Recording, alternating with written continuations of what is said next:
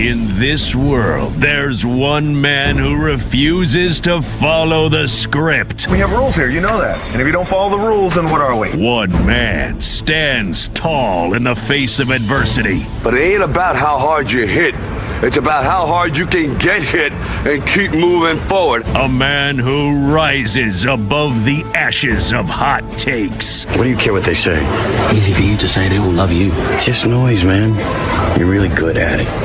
You might be great. That man is Nick Kostos. And this is You Better You Bet. If loving sports is wrong, I don't want to be right. Where narratives are challenged and the truth is spoken. I told you what was going to happen last week. If you didn't listen, that's on you. This isn't talk, it's perspective. It's not what you look at that matters. It's what you see. This is You Better You Bet, presented by BetMGM on Westwood One Sports. What's up, everybody? Happy and merry. Terrific Sports Tuesday to you and yours. This is You Better You Bet with Nick Kostos on Westwood One Sports, as we bring you the fastest show in all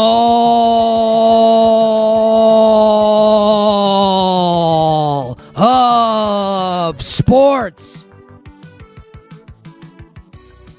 The show presented today and always by BetMGM. Make it legendary by downloading the BetMGM app and visiting BetMGM.com. And on this Tuesday morning, the world of sports on fire. And we are going to get to all the big stories, including what the A.J. Brown trade. Our long nightmare is over. Our national nightmare is drawn to an end. A.J. Brown is a New England Patriot. What that trade, A.J. Brown from Philly to New England, means for A.J.'s former best friend and quarterback in the city of brotherly love. I will also tell all of you why I actually think I've come around on it. I'm not saying they're going to win it, but I do think Team USA, the United States men's national team, is going to perform better at the World Cup than you might expect. And I'll admit, I've changed my mind on this in the last few days, and something happened this weekend that has really spurred my belief forward in the United States men's national team. And I will also tell everybody why yesterday was a no good, very bad day for the New York Jets, and perhaps the Miami Dolphins, and perhaps the Arizona Cardinals. I will explain why later in the show. Our bets for tonight will close the program as per usual in the final hour and the power hour. The phone number, 310-840-4910. We are on YouTube. Shout out to everyone watching on the tube. Is that what they call it? I don't know. YouTube.com/@thekostos. I am on all social platforms at the Kostos. TheKostos. But we officially begin the terrific Sports Tuesday edition of You Better You Bet. You know what? We're going to get into the You Better You Bet time machine. But we're not going back in time. No. We are actually going to travel into the future for a brief moment. Let's go to, let's call it 2058. The date, June 2nd, in the year of our Lord, 2058. We will have just come off June 1st, 2058, where there will have been 5 gigantic trades in the National Football League because of the way the NFL has started to engineer the league year and the finances of the league year, because the NFL sees it. The NFL crushed June 1st yesterday. And guess what's going to happen on June 2nd? 2058, a little more than 30 years from now. Oh, yeah, we're going to have a regular season game played in June in Dubai. Oh, yeah. And the way the NFL is going to engineer this, we're going to get like 2 or 3 massive quarterback trades on June the 2nd. As the National Football League continues its inexorable march, its capitalistic march towards owning all 365 days of the year. June 1st belongs to the National Football League. And I have to be honest, I don't hate it. And with that said, we return now to the present and begin the terrific Sports Tuesday edition of You Better You Bet with the Los Angeles Rams' stunning trade for future first ballot Hall of Fame freak show alien pass rusher Myles Garrett. Myles Garrett to the Los Angeles Rams for Jared Verse, 2027 first round pick, a 2028 second round pick, and a 2029 third round pick. I'll get into the Browns part of this coming up later this hour in the next segment. I'll just tell you, I love this trade for both teams. I love it for the Browns, and you know I've been calling for the Browns to trade Myles Garrett for quite some time. Just like I was saying with A.J. Brown. You know, funny how everyone wants to tell me, hey, idiot, why would they trade Myles Garrett? He's awesome. They're never going to trade Myles Garrett. He just signed an extension. Okay, yeah, guess what happened? They traded him. Of course they traded him. It would have made no sense to keep Myles Garrett. And credit to the Los Angeles Rams for bang, bang, bang on the door over and over again. All the reporting telling you that the Rams desperately tried to pry Myles Garrett out of the hands of the Cleveland Browns. And they were successful. Now they paid a price for doing so, a hefty price. But you know what? You can argue that if you're acquiring Lawrence Taylor, Reggie White, Bruce Smith, Aaron Donald. Maybe Aaron Donald's going to come out of retirement. Who the hell knows? That really, you can't trade enough to get that player. So yes, the Rams gave up a ton, but you know what? It's worth it if it leads to a Super Bowl championship. Now, a lot of people in my profession, whether you have a radio show, a television show, you're a social media content creator, you write, you podcast, whatever it is that you do, a lot of people will be saying the same couple of things today as it concerns the Los Angeles Rams. They will tell you that the Los Angeles Rams, they will tell you that the 2026 Los Angeles Rams are all in. They will tell you that this season, Super Bowl or bust for the LA Rams. And they will tell you that the Los Angeles Rams are the rightful Super Bowl favorite. And they are the favorite at BetMGM. Meatloaf famously said, not the dinner meat, not the dinner dish, the musical act. Famously, that would be something if like a piece of meatloaf, actually talked. That would be the top story of the show today, even on a sports show. Meatloaf famously said, 2 out of 3 ain't bad. 2 of those 3 things are true. Yes, Super Bowl or bust season for the Rams, no question about it. And yes, even as someone that loves the 49ers this year, I love the Dallas Cowboys this year. I love the Bills this year with Joe Brady. I love the Ravens with Jesse Minter. I love the Chiefs with Patrick Mahomes coming back. I think it is undeniable now. And I have not said this to this point, but you know what? You have to be willing to change your mind when new information presents itself. The Rams should be the Super Bowl favorite right now. I don't think there's an argument to the contrary that the Rams doesn't mean they'll win, but they have to be the favorite. And I acknowledge that. My fingers in the air, much like Jacob Fatu after losing tribal combat at Clash in Italy this weekend, has to acknowledge his tribal chief Roman Reigns. I put my finger in the air, and I acknowledge Sean McVay, Les Snead, Myles Garrett, Matthew Stafford, and the Los Angeles Rams as the rightful Super Bowl favorite. But the one thing that people have wrong, that everybody's saying, and everybody's parroting right now, is that the Los Angeles Rams are all in. They're not all in. No. This is a poker hand, and they say they're all in, but then you look, and they have a bunch of chips still there next to them. No, they're not all in. This is like you go out to dinner, you house the appetizer, you destroy the entree, and then dessert comes to the table and you say, you know what, I'm good. And you push the dessert to the center for someone else to eat or to be taken away. The Rams are not all in. And you can't say that they are with a straight face. And the reason why the Los Angeles Rams are not all in is because they drafted Ty Simpson in the first round of the draft. You want to tell me the Rams are all in? You can't take a backup quarterback, your quarterback of the future, in the first round. You really want to be all in? You take Mekhi Lemon. You really want to be all in? You take Monroe Freeling.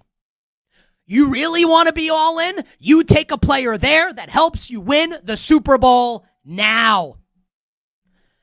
Now, I'm going to praise the Rams coming up in a list. This is a great trade for the Rams. It makes them, I think, easily the most likely team to win the Super Bowl. But that pick of Ty Simpson looks really, really bad today. And to be clear to the Rams fans out there, if they win the Super Bowl, who cares? And I understand that. But if you wanted to give yourself the absolute best chance to win, you don't take Ty Simpson. And I don't even mean this as an anti-Ty Simpson take. I came on the air the Friday after the first round of the draft. I didn't kill that pick the way a lot of people did. I understand the thought process behind it. Like, they had a first-round pick. They traded it for Trent McDuffie. They had the extra one by virtue of the brain-dead Falcons trade for James Pierce. They decided to use that pick to kind of address an area of need in the future with Matthew Stafford a little long in the tooth. I understood it. My beef with that whole situation was the fact that Sean McVay was clearly not happy with it. Yeah, they did a ton of overtime in the media trying to over-explain it. Thou doth protest too much. You have Chris Sims coming on the show and telling us he saw Sean McVay at a soccer game, at an Arsenal game in London, telling him, oh yeah, we got into a disagreement about something else, and that's what the problem was. Okay. Again, thou doth protest too much. That was my issue with the pick. I never said Ty Simpson sucks. A lot of people think that. Maybe he does. Maybe he doesn't. I trust Sean McVay, the quarterback evaluator, and the quarterback coach to coax it out of Ty Simpson. So to be clear, this is not an anti-Ty Simpson, the player take, although I will say this, which kind of leads into my overall opinion, which I've been saying for a while, that this year, especially now with the Myles Garrett trade in tow, kind of has a little whiff of an NFL version of The Last Dance feel to it here. With McVay and Stafford. Where you could, if they win the Super Bowl, do both of them ride off into the sunset? Just consider this on Ty Simpson. Let's say Stafford plays 2 more years. 1 more year, 2 more years. Whenever Ty Simpson is set to actually take over as the starting quarterback of the team, and I understand, it's all moot if they win, but I think that this is worth saying, right? They just traded a first-round pick in 2027. They traded a young pass rusher in Jared Verse. And again, I think it's a great trade. But Devontae Adams is long in the tooth. Like, when Ty Simpson's ready to take over, do you think, like, the roster's going to be even close to what it is now? I'm just saying. It adds more fuel to my fire that we may be nearing the end of the Sean McVay, Matthew Stafford experience in Los Angeles. I'm not going to predict that. I don't know that. No one said it to me. It just kind of feels human nature-wise maybe what's happening here with the Los Angeles Rams. So no, they're not all in. How can you say they're all in? All in, you take Mekhi Lemon, and all in is then you trade for Myles Garrett. That's all in. Not taking a quarterback who won't play a snap this year if everything goes according to plan. So I don't want to hear people say that with the Rams, that they're all in. They still have chips. They're not all in. They're not. Doesn't mean this wasn't a great move, and it wasn't a hyper-aggressive move by the Rams. But to say that they're all in is actually factually incorrect. And that pick looks, I feel like now, worse than it even did in the moment, even if Ty Simpson's good. Because they got to win the Super Bowl. Or else I think this is all, we're going to look, and it's a worthy swing of the bat no matter what happens. I want to be clear on that. Like, years later, I'm not going to look back and say that was a bad trade because they didn't win. You have to take the swing. I like that they took the swing, but let's not be ostriches and put our heads in the sand and ignore everything else that's happening here as a result of this trade for the Los Angeles Rams. So no, they're not all in. And yes, they should have used that pick elsewhere if they're really trying to win this year. Like the wide receiver position, right? Puka's a stud, one of the best receivers in the league, maybe the best pure football player in the NFL. Also, and I don't say this, it's a serious situation. I'm not making light of it. It's just the truth. He's in rehab this year. Like he's gone off the reservation a little bit. I'm not mocking him. I want him to do well. I want him to play. I want him to live a great life, a peaceful life. I want that for everybody. Facts are facts. Devontae's a little long in the tooth. The Rams tried to replace him with A.J. Brown. A little bit of indictment in Devontae Adams, no? It's a little flimsier than you might expect with the Rams, where you take, and you could say this about a lot of teams, I understand, but the Rams right now do profile as a stars and scrubs roster. Now, you can win a Super Bowl as a stars and scrubs roster. I'm not saying they can't. I'm saying that they should be the favorite. Just that I think that they could have addressed some of these issues with that pick if you were going to make this move, as opposed to drafting the quarterback in Ty Simpson. Now, as far as Myles Garrett is concerned, now that that's out of the way, because it's been driving me bananas to hear everybody say, oh, yeah, they're all in. No, they're not. No. Ty Simpson, they're not all in. Ty Simpson's on the roster. Sorry. Now let's talk about the actual trade. Myles Garrett. He's a destroyer. An outlier. An eater of worlds.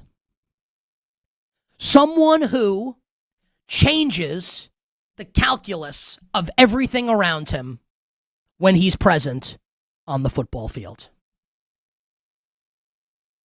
Now, Jared Verse is an excellent young pass rusher, and I'll talk about the Browns part of this and why I think the Browns did really well in this trade.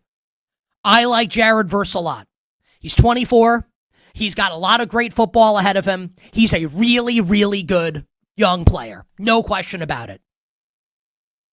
He's not Myles Garrett. And that's not an insult to Jared Verse. How many players in the history of the league are Myles Garrett?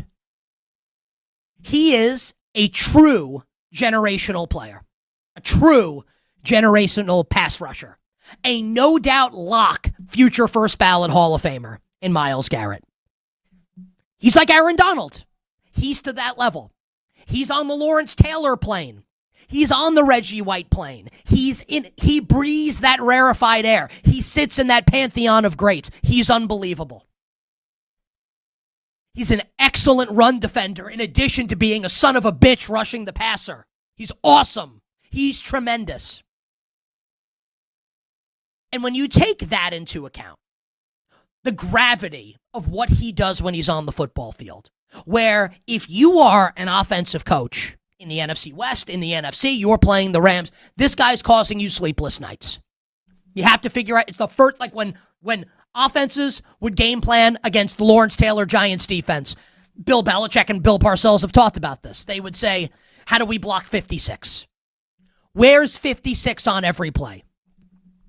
You don't think offenses, offensive coordinators, offensive coaches head coaches are saying the same thing about Myles Garrett? Whether he's with Cleveland or now with the Rams? And on this Rams defensive line, he's joined by Braden Fisk and Byron Young and Kobe Turner. And corners on the back end, Trent McDuffie and Jalen Watson coming over from the Chiefs. I like Landman at linebacker, Kinchins and Curl. Hopefully Quentin Lake stays healthy. It's a great defense. And beyond just the players, like Chris Shula is a good young defensive coordinator. But I actually want to take this past Chris Shula. And we can talk about Sean McVay. And Kyle Shanahan is the same way in this regard. And great offensive coaches are. Where Sean McVay and Chris Shula can sit down and say, okay, if we, very smart offensive coaching staff, all of us collectively acknowledge, right, that Sean McVay is one of, if not the best offensive coaches in the NFL, right? Where they can sit down and say, okay, if it were us, what would we do to stop Myles Garrett? What would we do here? Sean McVay will have the answers to the test. Before the test is handed out, Sean McVay knows what the questions are. Which means Chris Shula knows what the questions are. Because Myles Garrett forces you, in a football sense, to show your ass. What are you doing? Because if you don't do that, he's going to kill your quarterback. They're going to have the answers to the test. They're going to know what you're doing before you do it. Because they have Myles Garrett. Pretty good. Now, I do think things are a little flimsy on offense for the Rams, just in the sense that, again, like Puka Nacua, you take him, you could say the same thing about Justin Jefferson, Jamar, I understand, right?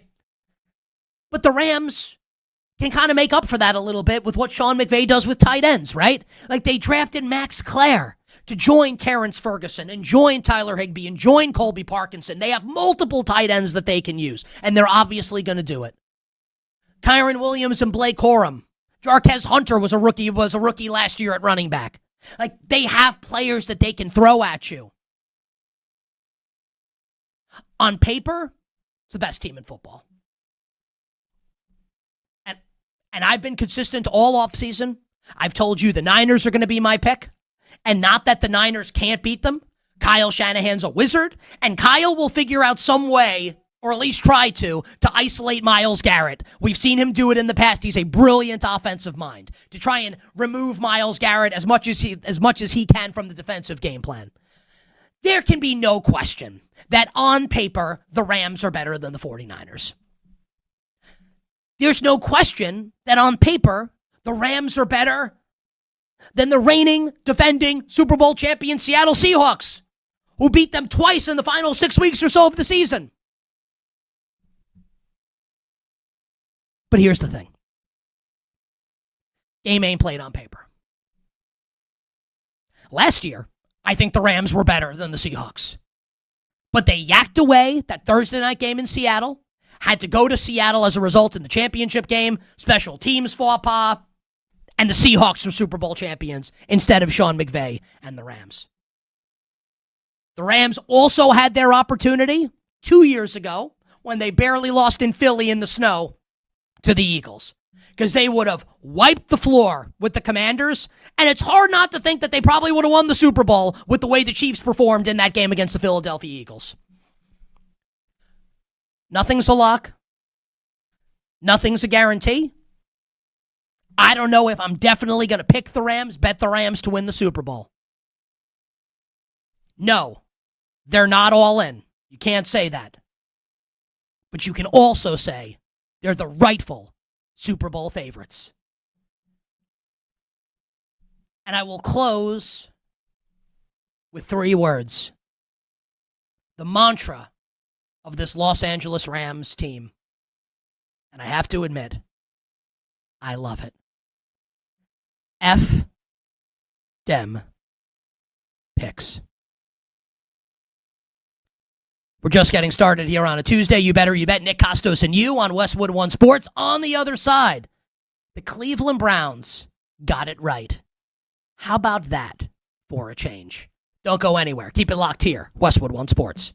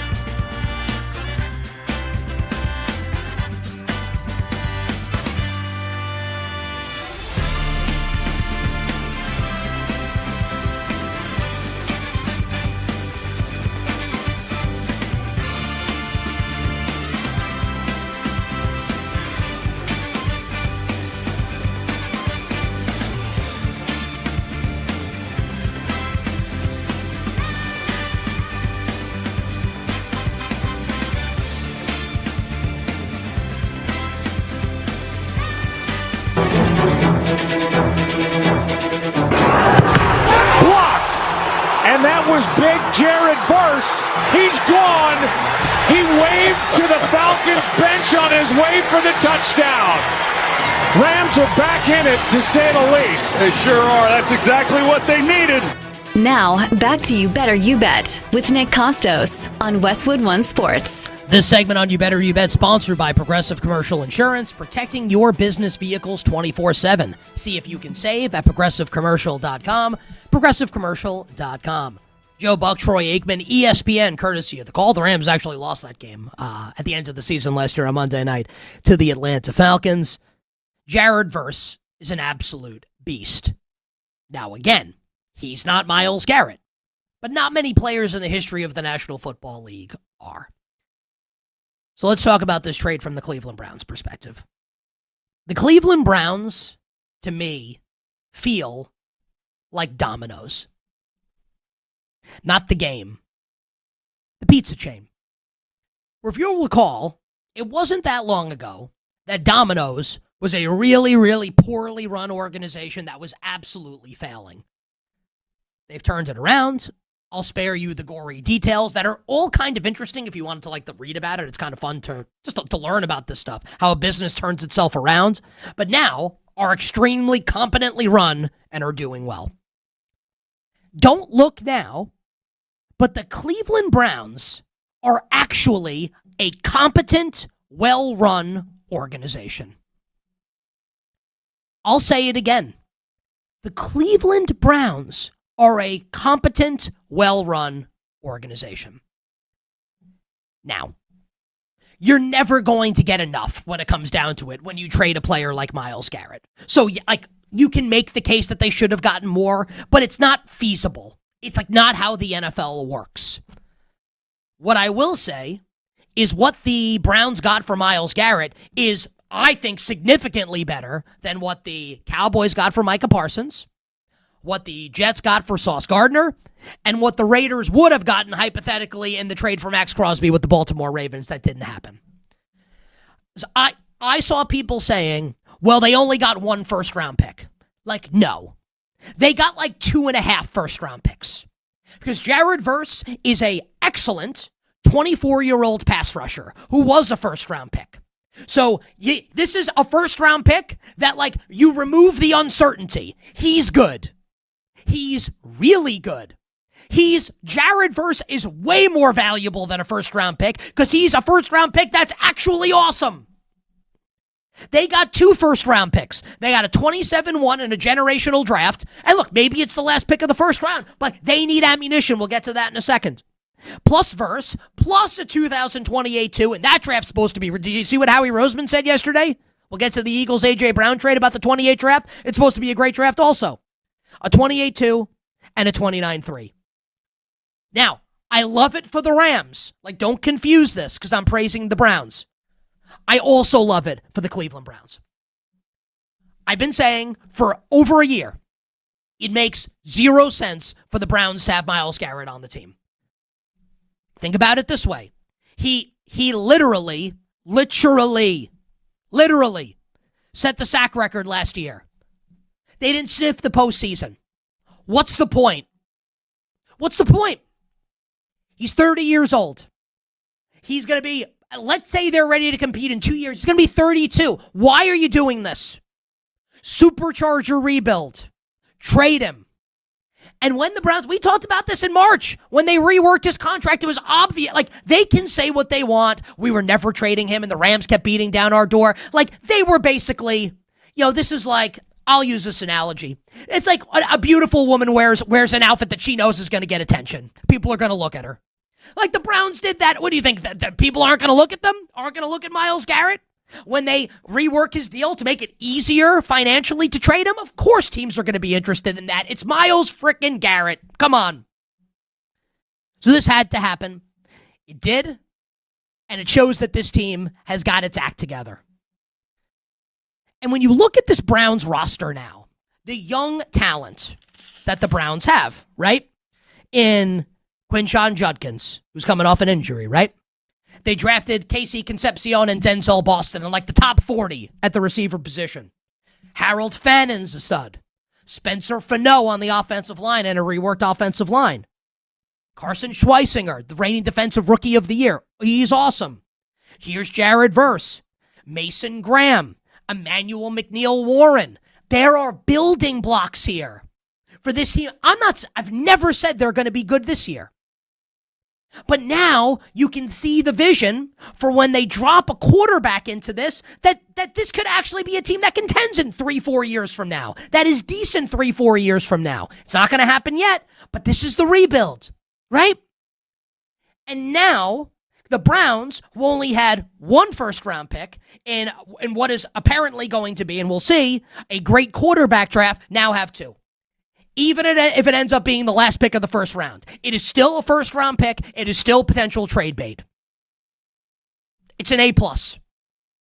It's a grand slam trade for the Cleveland Browns. And you never obviously want to trade a future first-ballot Hall of Fame player. But it didn't fit the timeline. Once Jim Schwartz didn't get the job, the writing was on the wall, and Todd Monken got the job. It was clear that this is where things were headed. I thought I give the Browns and Andrew Berry, who has been criticized in the past, deservedly so.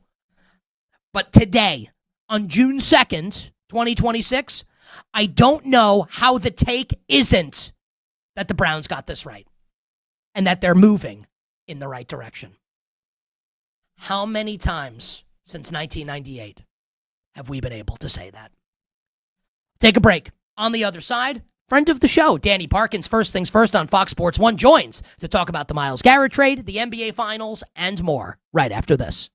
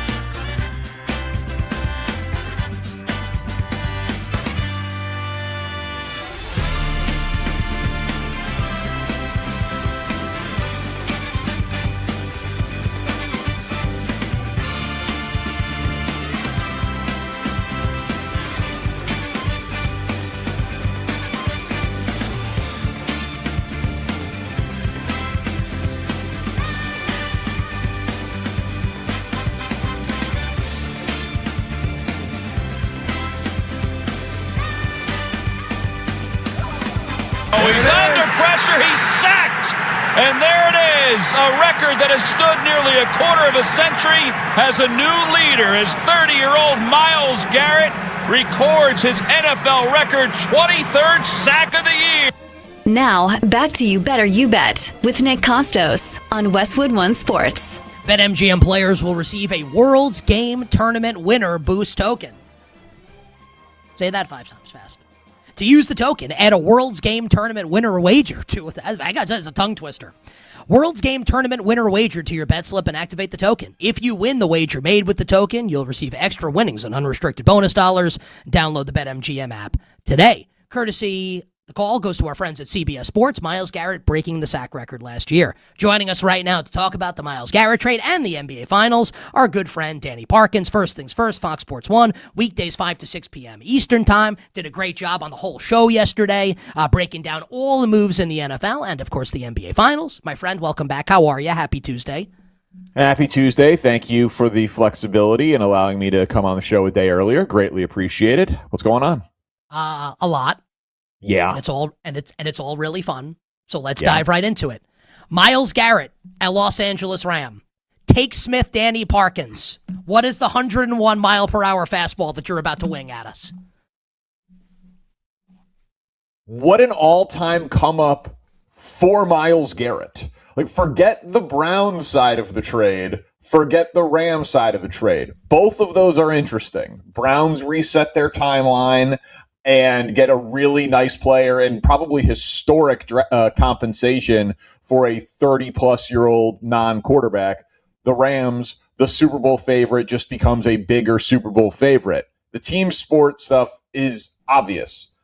Myles Garrett requested a trade, rescinded it, got the largest contract extension for a non-quarterback in NFL history with a full no-trade clause, played just one more season with the team that drafted him, where he is probably the second best player in the history of the franchise behind the great Jim Brown, had his signature moment breaking the all-time sack record. So when he gets his jersey retired and goes up into the Ring of Honor, the thing that will be most played during that video tribute will be his celebration of setting the sack record, and then gets to leave Cleveland to go to L.A., gets to leave Todd Monken to go to Sean McVay, gets to leave Deshaun Watson and Shedeur Sanders to go to Matt Stafford and get the one thing that his first ballot Hall of Fame resume doesn't have, which is a Super Bowl. Just an all-time come-up for a player who had, at the time, it seemed like no leverage, and now used all of the leverage in the world to get to arguably the best position in the NFL. And I do love like the little tidbit that he waived his no trade clause to go to LA and now has the no trade clause again. So it's like waived the no trade clause. Unbelievable. Like yeah. He negotiated a no trade clause to only waive the no trade clause to maintain the contract with the no trade clause. Like, it is. Yeah, it's like a Seinfeld bit. It is all. You can take the no trade clause, but you can't hold the no trade clause. It's truly a masterful, because he didn't just have like a good season last year. He had the crowning achievement season of his career. He gets to say he did that as a Brown, and now he gets to go chase team accolades with the best roster in football. It's really masterful. Loaded question here. Can be a pencil, not pen answer. It's June 2nd. Now, I'm going to speak for you here, so if you disagree, just say so. I'm guessing even if you don't think the Rams are going to win the Super Bowl, that as we sit here Tuesday morning, June 2nd, they are the rightful Super Bowl favorite, even if you don't think they're going to win the Super Bowl. They're the favorite. I think they should be. I think reasonable minds would agree that they should be the Super Bowl favorite. If I ask you right now, though, okay, so you agree? Sorry. Pick the Super Bowl winner. Pick the Super Bowl winner right now. Not cost. This is not like I want to bet this team because of the price. Who is actually going to win the Super Bowl this year? Pencil, not pen answer. I mean, the Rams, right? Like I don't if they right now today, they are the favorite. They deserve to be the favorite. They have, if you just look at all the premium positions on the field, other than offensive tackle, they have top 5 at all of them. Top 5 edge rusher, Trent McDuffie, maybe you wouldn't say he's a top 5 corner, but he's certainly a top 8 close. corner. Yeah, he's close if he's not. He's close. Top 5 quarterback, top 5 coach, top 5 wide receiver duo. Like, now, Seattle's going to have something to say about it. I know you and I both like the Niners. Like, they're going to have something to say about it. Like, their path might make them, they might get beat up a little bit in the regular season, and maybe they don't win their division because of circumstance or injury. And, Devontae Adams is 34 and Stafford is 38 and Myles Garrett will turn 31. So, like, maybe there's a cliff for one or multiple of these guys that we can't foresee. But, like, yeah, man, they going into the season, this is one of the best rosters we've seen in the NFL in the last decade. So, yeah, for now, I do think they are the deserving favorites who I would pick. What about you? They're the deserving favorites. I think it's a little flimsier. I think, like, the tower is not as sturdy as I think a lot of people think it might be. Where if they wanted to replace Devontae Adams, right? Like, they wanted to get A.J. Brown to replace Adams, who's obviously long in the tooth and, like, obviously has lost maybe like a step and a half, more than a step. Puka's a little off the reservation where you pull a piece. It's a great roster, you're right. It is a little stars and scrubsy. Where you take a star or two out of it, and look, you can say that about a lot of teams, right? You take a star player away, maybe they don't win. Yes, they are the most likely team to win. I don't know if I'm going to pick them when it's all said and done. I don't know if I'm going to pick them. Two things. One, as professional takesmiths, it's not very fun to pick the favorite before the season. So, like you said, pencil, not paper. And to be 100% clear, like, this isn't close to like a Rams or the field I would take the Rams situation. It's professional football. It's an old roster. It's a top-heavy roster. Injuries happen. And while I think the NFC North is the best 1 through 4 division in football, I think the NFC West is the best 1 through 3 division in football. So it's by no means a guarantee that they win, but Jared Verse is a really, really nice player who has tremendous value because he's an edge rusher with a crazy high motor who's 25, and he's got 2 years left of cheapness, and then the 5th-year option, and then you could start tagging him. So he's tremendously valuable from a contractual standpoint. But it's a pretty massive upgrade to go from Jared Verse to Myles Garrett when you're all in to win this Super Bowl. So they got significantly better. Like, to try to win one more with Matt Stafford, they got significantly better yesterday.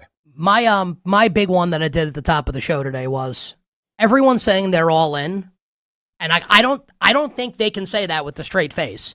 Because they took Ty Simpson. And it's not an indictment of, like, the Ty Simpson can be awesome, but I think this has to reframe how we talk about that pick, because if you're really all in, then why don't you take Mekhi Lemon or Monroe Freeling there? If it's really all about this year, then why are you taking a quarterback that's not going to play for 2 years? Doesn't it make more sense now?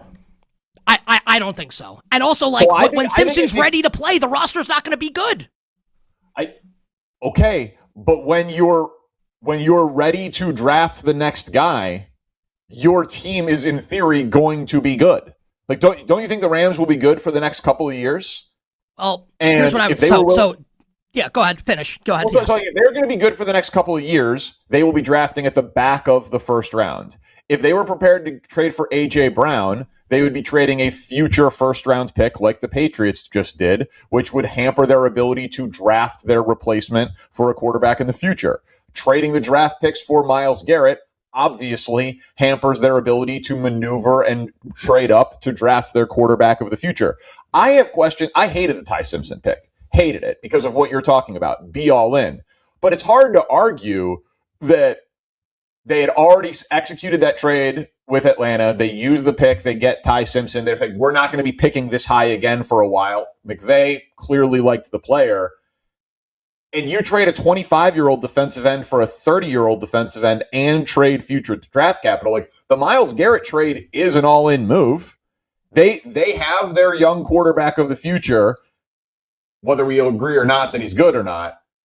And they got way better to try to win the next 2 Super Bowls with Matt Stafford. So I think they used their they basically said, we are going to sacrifice our future draft capital to go get the next quarterback in order to get Myles Garrett because we already have our next quarterback. I thought it made it make more sense. So, like, I agree with it. You can't disagree with that. But without the draft capital then, with Devontae's not going to stick around. We'll see what happens with Puka. I don't like any of really the skill position players on offense that much here. So, and you're not going to have the draft capital to replenish that with young talent. So I guess when Ty Simpson's ready to take over, and maybe McVay is just, the master of, he's the wizard, right? And he's able to make it all work. They're also not going to be able to pay all these guys on defense. It's a champagne problem. I think Ty Simpson's walking into a situation that's not going to be that great. And if you're really going to go all in, then take Mekhi Lemon. But that, is the goal for Ty Simpson to walk into a great situation, or is the goal for you to have your quarterback for the next decade and then build the situation around the quarterback? I agree. You can make the case. You can make the case either way. Yeah, I obviously agree that Devontae, Myles Garrett will be on the downside of his career, though they are betting that he's going to be like Reggie White, who had 5 double-digit sack seasons in his 30s, right? They're making that bet on Myles Garrett. Less Lawrence Taylor, more Reggie White, yeah. Yeah, but clearly Stafford, Devontae, the back end, if any, of Myles Garrett's peak, there's no doubt that Ty Simpson will not play with the best version of the Rams. But what they're saying is it's easier to do a rebuild with the quarterback than without. And in that first year, we won't have to use draft picks in the 20s or 30s to try to take the 4th quarterback in a draft. They're going to already have their quarterback who's been learning under Stafford and McVay. So I hated the pick at the time, but I do think that it makes a little bit more sense when you are making a different all-in move with this draft capital. See, I think that we come at it from I didn't hate it when they first did it, and I hate it now. You hated it then, and you like it a little bit more now. I think it's really I think it at least is in my head, logically, it literally makes more sense. You're all in with Stafford. You use this draft pick to not be all in with Stafford. What the hell? And then you made more all-in moves for Stafford with different assets on your team. But yeah, you could slice it both ways, I suppose. Oh, here's the ultimate fire take.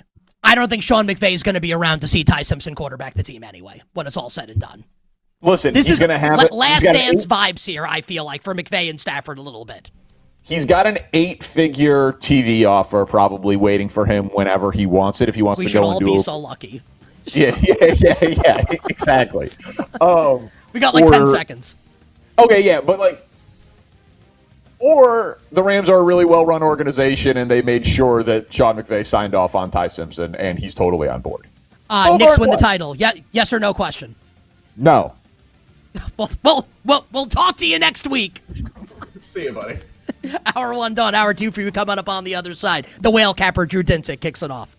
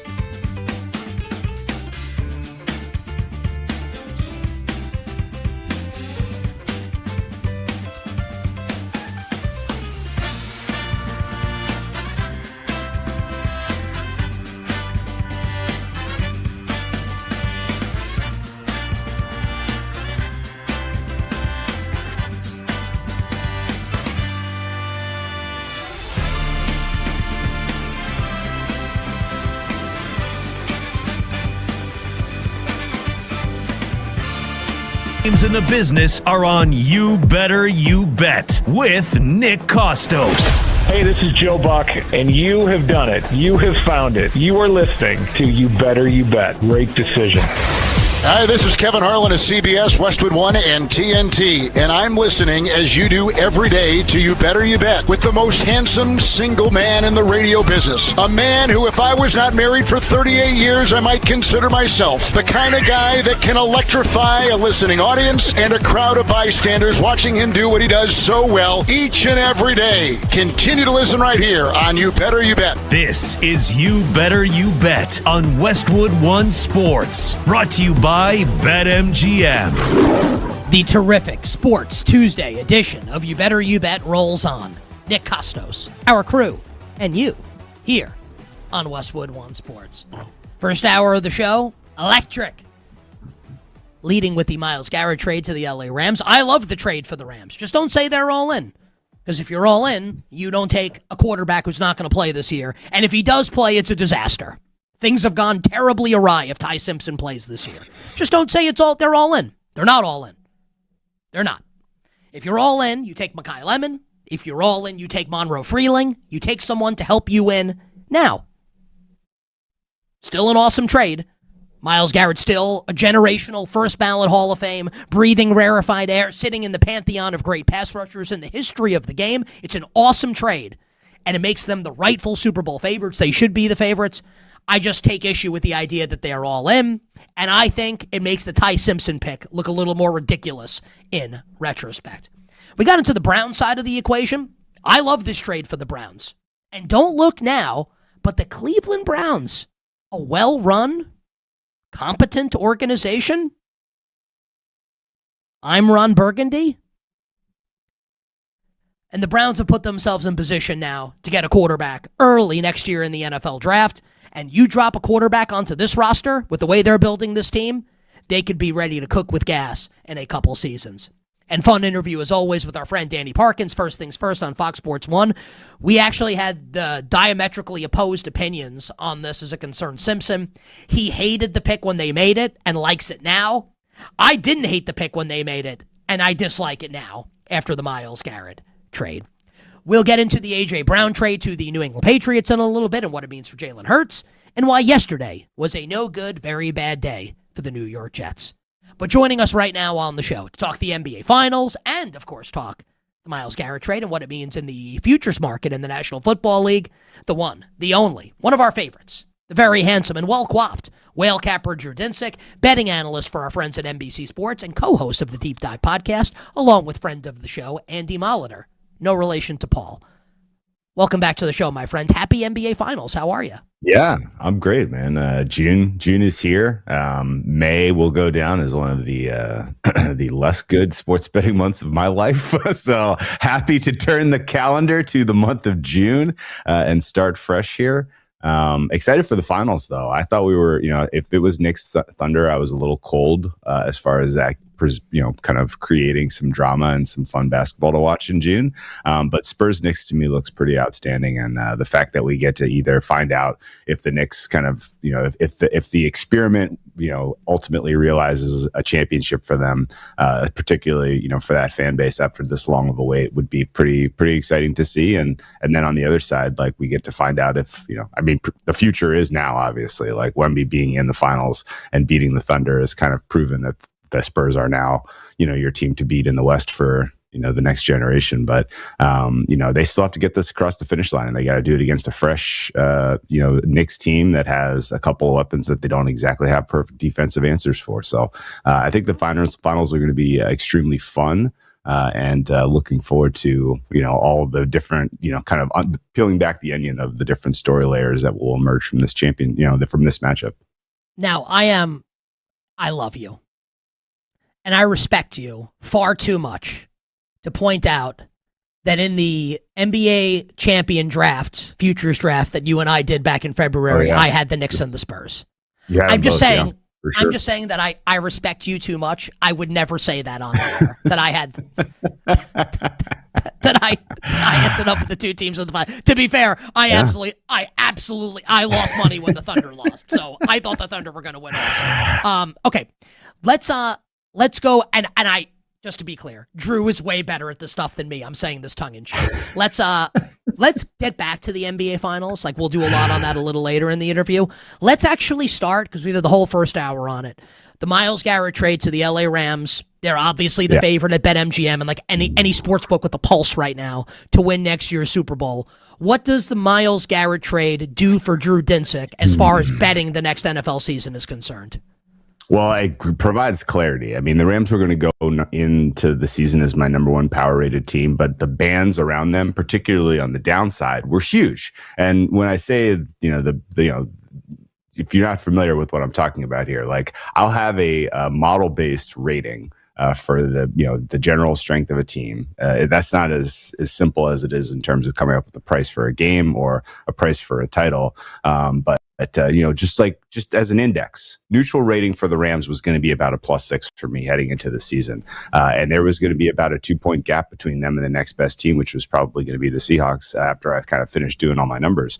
And that's obviously a good reason to consider them in the futures market. But then the uncertainty of, how much better could they get? Like, how much, if everything works out, if all of the young pieces come together, if all of the bets they made in the offseason work out, like what is the upside? It was pretty low for me before this trade for the Rams. I was like, I could see them getting to a 6.5, maybe a 7 if, you get kind of a repeat MVP performance out of Stafford. But the other side of the equation was what was always bothering me, which is like, well, they are a very, not I wouldn't say likely, but like a very possible injury to their quarterback, to going from a +6 to a plus question mark. Like, are they a plus team if Ty Simpson is under center? Probably not, actually. And even with all the rest of the talent out there, like we've seen plenty of teams where you're like, oh yeah, you got the best 2 to 53 in the entire NFL, but the one, which is the one that matters most, is a rookie who probably or needs to prove that he's an NFL player, in my opinion. So like there's definitely a downside with the Rams team if something happens to Stafford, and considering his age and considering where we were with his health and fitness not even 12 months ago, I am definitely on high alert that this is a risky proposition that they are ultimately going to be able to keep it together, stay healthy, and get to the finish line here. And if you want to like go beyond just number one, which is to say the most important player in Matthew Stafford and his back injury, and talk about number two, it's probably not Myles Garrett for this team. It's probably Puka Nacua. And that guy has had a very wild last 6 months as well. Like he was clearly not right mentally at the end of last season. His kind of off the field shenanigans, I think, were indicative of a human being. He was in rehab a couple months ago, and like no one's making light of that. Everyone wants him to get well, but like it's a fact. It's a thing that happened. Of course, your most important player was considering retirement in August of 2025.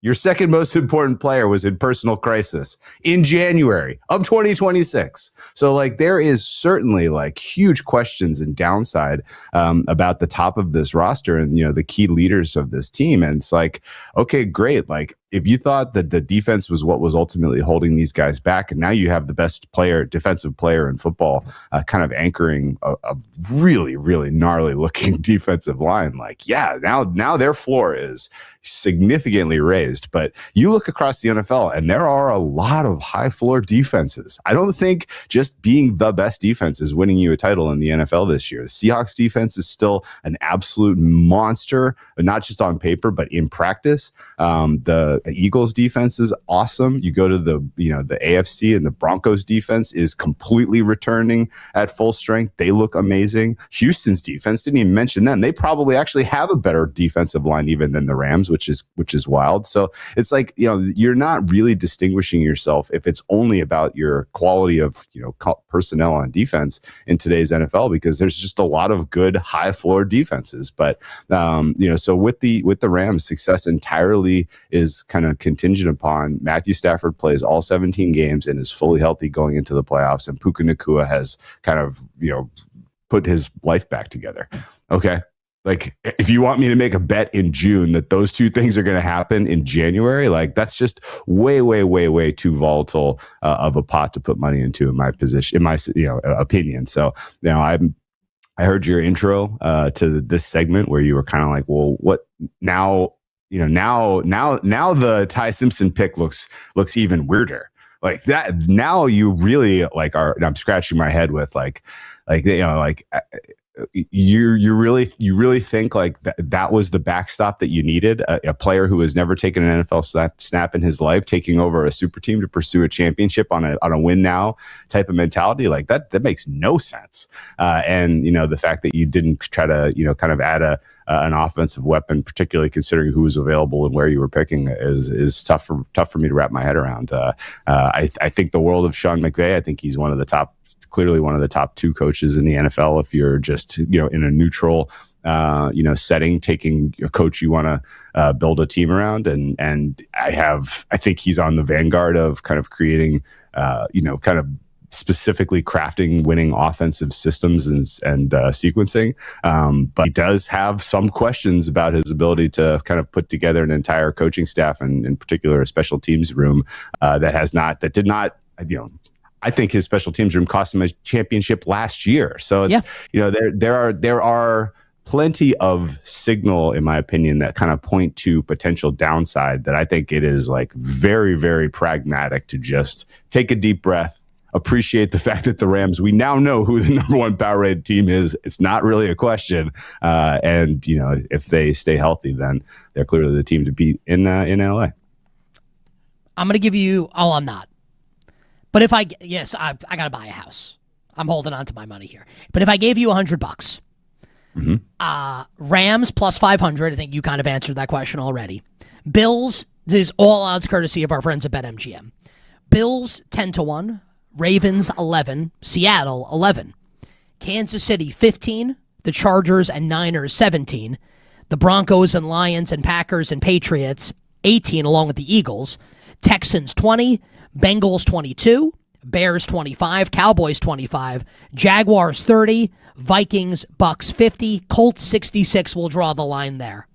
Here's $100. Who are you betting to win the Super Bowl at price? I'm almost certainly in the month of June any year. My eyes immediately drop to 30-1 and below. Like I'm only trying to prey on upside at this time of the calendar. Like there's almost, even at like plus 550, like, oh, okay, win $500, cool. Not in February, I can cash a $500 ticket. No thanks. I'm much more inclined to look for a 30 to 50-1 kind of price point and try to catch a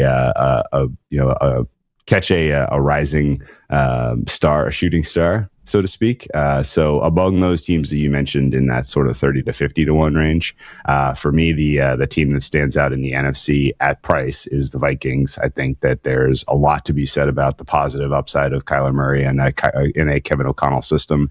I don't mind. And honestly, I just kind of want to make a bet on the Vikings to just try to kind of put my money in what I know to be true, which is that the Arizona Cardinals are a dysfunctional disaster of an organization. And if you take a very talented player out of a disaster of an organization and put him into a good one, good things tend to happen. Look at Sam Darnold. Look at countless examples of like these very, very talented players put in good situations and then watch them thrive. Like I will happily prey on that. I think they have a high floor defense. Didn't mention them in like kind of that commentary about like all of a sudden there are now like 8 very competent, very complete defenses in the NFL. The Vikings are absolutely one of them, in my opinion, particularly with the way they're coached.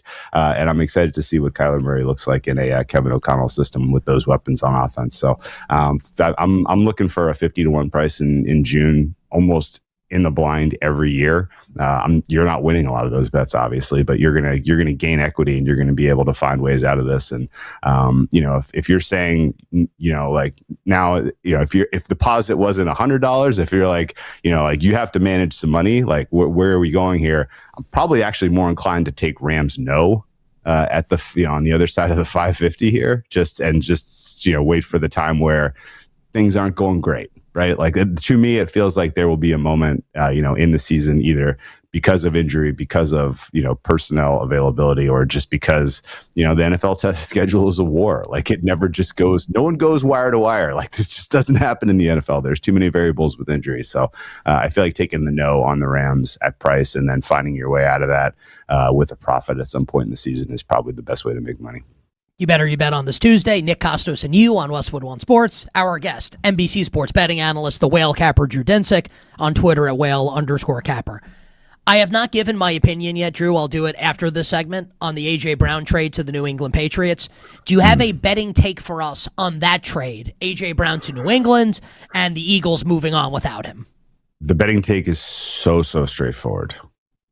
If you are making a bet because you saw this headline yesterday, I have terrible news for you. This has been digested for like the last 2 months. Like, there's no actionable, like, oh, it actually did happen. There wasn't some 11th hour suitor swept in and, blew up the trade and actually took AJ Brown away from it. No, this was like one of those things that, the Schefters of the world who, like refuse to get things wrong or even speculate, like, they were saying, this is happening with a high degree of certainty 2 months ago. And so I think everybody who was putting pricing together for the Patriots, once they knew the schedule, once they saw the sequencing of the schedule, like, I think this was all built in, basically. As far as like what it means for the Patriots, to me, it means they ought to be the short shot in the AFC East. I'm kind of surprised that the market kind of got to the end of the season last year, and it was pretty clear that the space in terms of pricing between the Bills and the Patriots was pretty narrow.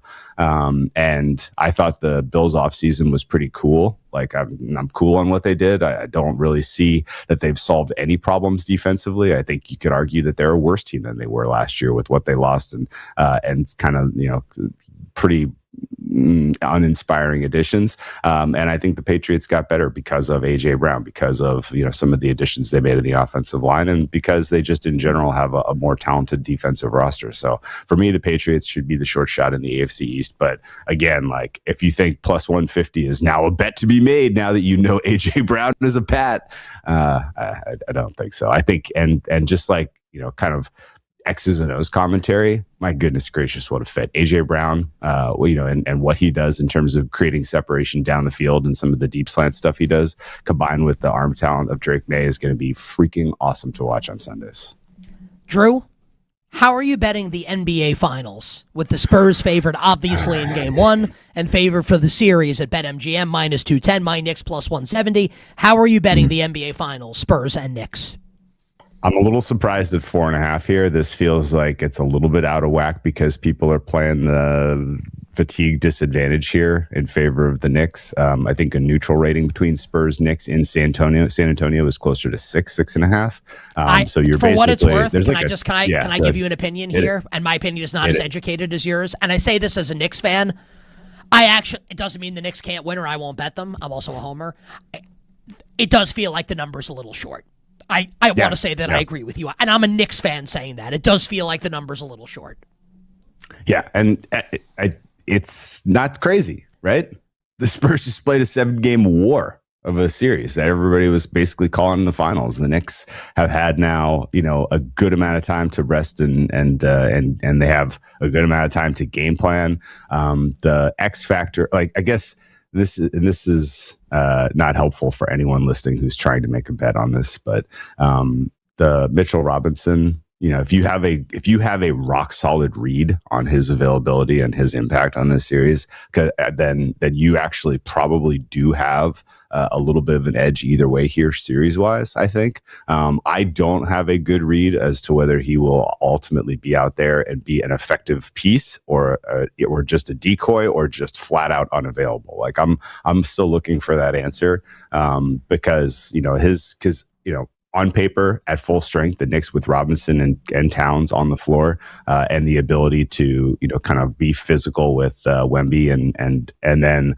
the point of attack advantage in favor of Brunson over the Knicks defense, in my opinion, set up a perfect scenario where the Knicks were going to be a much pluckier underdog than the market was expecting, and I was going to probably have a good amount of Knicks. Now, if it's the Knicks playing on the smaller side against the Spurs, and now you can give a little bit of extra help at point of attack on Brunson, I'm I'm a little nervous that ultimately the Knicks are like a big short from being competitive in this series. My numbers, just kind of crunching the numbers and not really thinking hard about the matchups or any of the qualitative stuff. I have the Spurs at about 70% here. I have the most likely outcome is Spurs in 5. Second most likely outcome is Spurs in 7. I don't think that there's really a lot of worlds where we're looking at a sweep either way here. And I think that, this being 2-2 and, kind of distilling it down to, who are your playmakers? Are they able to execute in crunch time? Is probably the way that this breaks in games 5, 6, and 7. And just the fact that Brunson is playing at the level that he is, and the fact that the Knicks, that they have, kind of the right pieces around him offensively, I think makes the Knicks an exciting underdog. So I'm probably going to play the Spurs in game 1 if this is the price we get, and if Mitchell Robinson is either limited or unavailable. And I'm probably going to come back and take some Knicks series price after that, after it readjusts. I will see, and I think, listeners and viewers will probably see this also. And I sincerely don't mean this as a criticism. I don't. But you'll see things get tweeted out that I don't think are purposefully misleading. I think it's information that people are interested in. That better, all the money, all the people are betting on the Knicks, right? Which makes sense, right? The Knicks are a New York team. Sure. Obviously they're the most bet team in New York, but that doesn't mean just because me and my neighbors are betting the Knicks doesn't mean that that's where really sharp bettors, that's the direction they're going. And so, how much I respect you. The audience should respect you, right? I'm being serious. You really like the Spurs. So my question is this. You deal with a lot of, Jay Croucher comes on the show all the time. You do work with him at NBC. Just one example. I kind of know what Jay thinks because I talk to them about it, but you talk to a lot of people that bet a lot of money and are good sports bettors. Is it your sense that they agree with you, or that they are giving the Knicks a chance in the series? Which is not to say you're wrong, they're wrong, you're right, they're right. I'm just curious where people are going with their money here. I feel like you listened to what I said through the Knicks, through a Knicks fan, distorter. I was saying the Knicks have a chance. I think this you're betting the Spurs. Well, game 1, I'm gonna lay 4.5. I think game 1 is short. My numbers, I just gotta stick to the numbers for the most part until we understand a little bit better matchup wise. The numbers say bet the Spurs game 1, and I could even see a world where it comes down another tick here. But I think the Knicks are a plucky underdog. I think they have the chance, and I think that's the general sentiment among the sharp players. I mean, no one, if every public model, if every handicapper who's coming up with a fair is all kind of coalescing around 6.5 for a fair for game 1.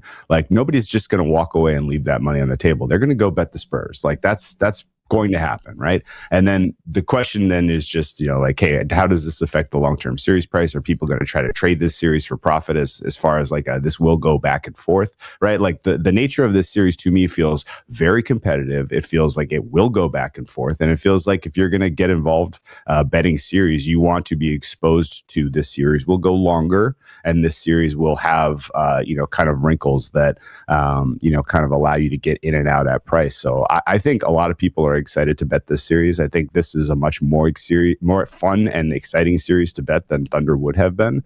And I think the sentiment among a lot of people who I talk to who are sharp at basketball handicapping is just Spurs could win. They should win. They probably will win. But, this is a plucky underdog Knicks team. And if they ultimately find the right recipe to challenge the Spurs, then you want exposure to that. So I think a lot of the sharp players will have Knicks series price tickets in book before we ultimately decide the winner here. The question is, do you bet them now or do you bet them after they lose game 1? And I think I'm leaning bet them after game 1.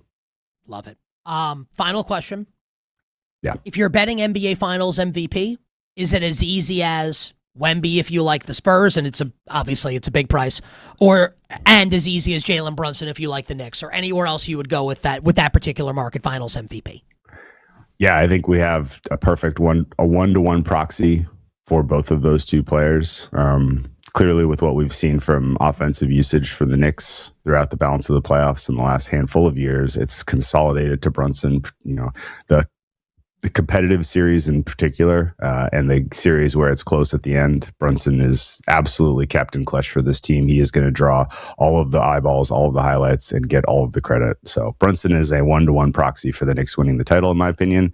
And Wemby is as well. I was toying with the hot. I don't really have any hot takes for the finals, and I've definitely been like toying with the hot take of is Wemby like a Connor McDavid type of. Blue, like out of the blue could just be so obviously impactful on a night by night basis that even in a 7-game series loss, they still give Wemby the MVP. I don't think that happens.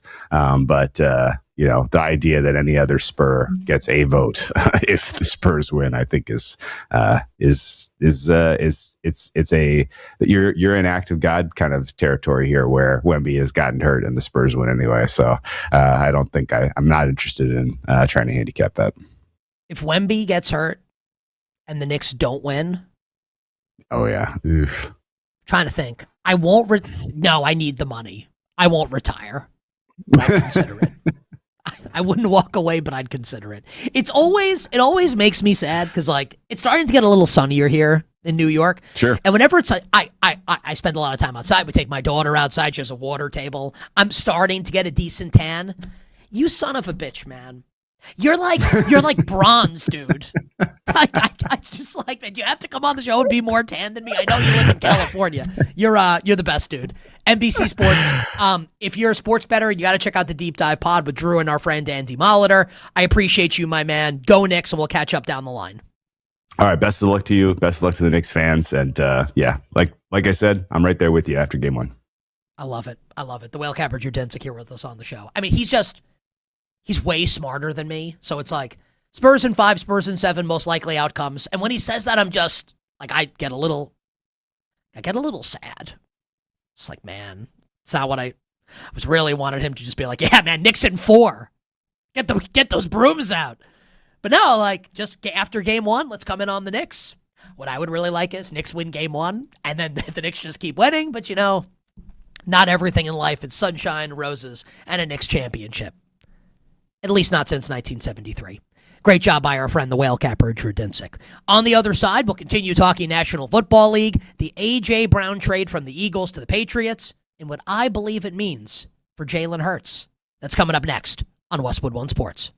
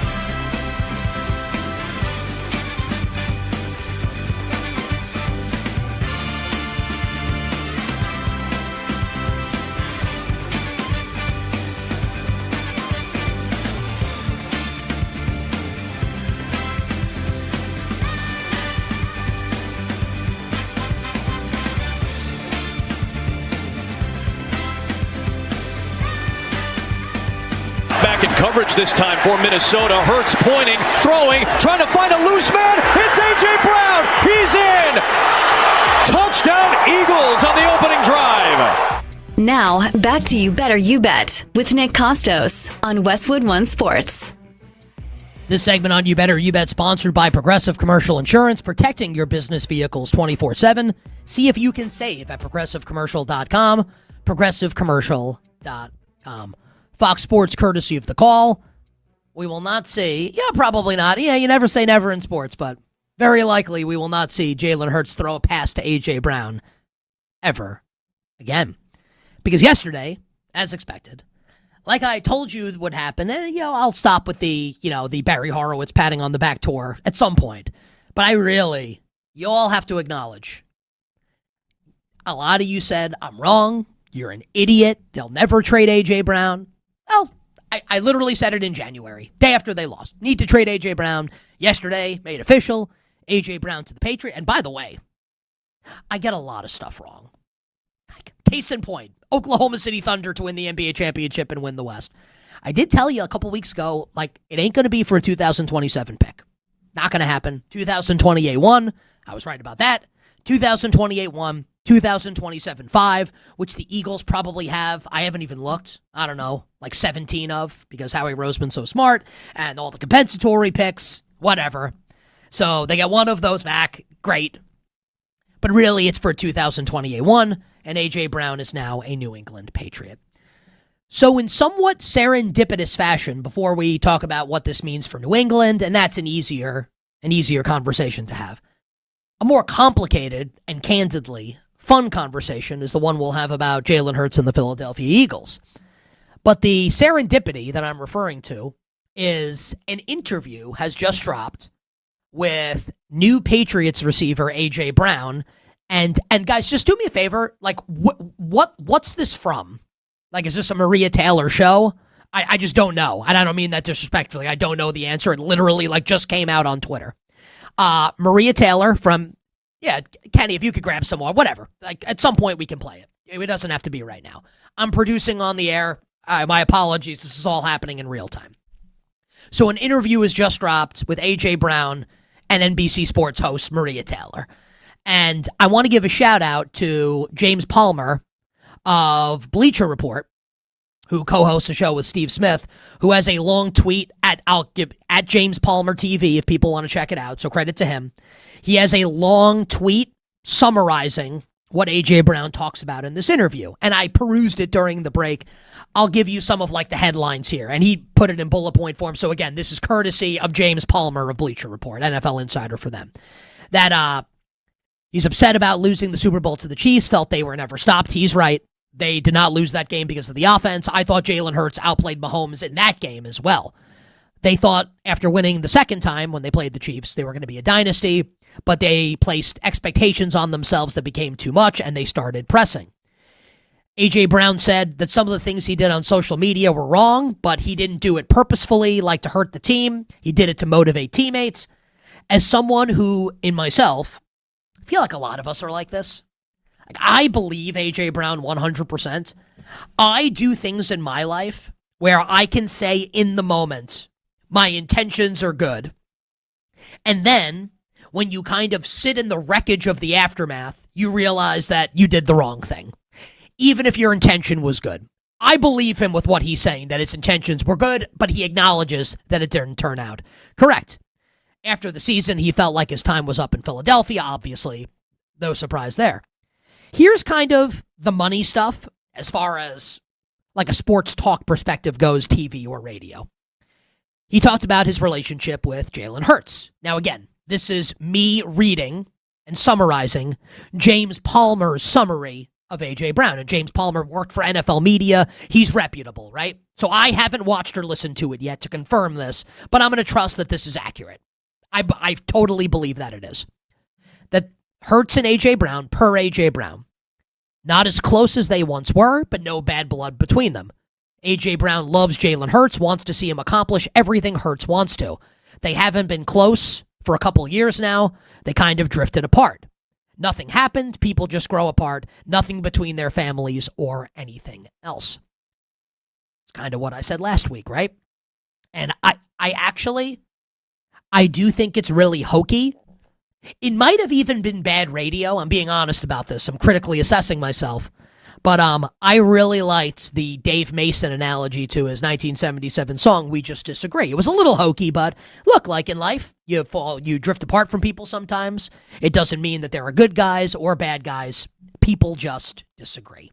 And I think A.J. Brown kind of justified that opinion that I have. And that he grew up a Patriots fan and he's really happy to be there, and that his relationship with Mike Vrabel is great. So there you have it. A.J. Brown, New England Patriot.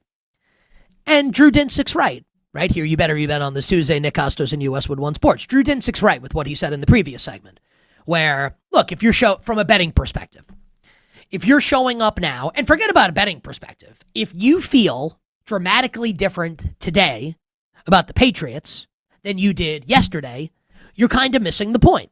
And this doesn't even have to be a betting thing. This can be like you're a fan, just like, analyzing and talking about it.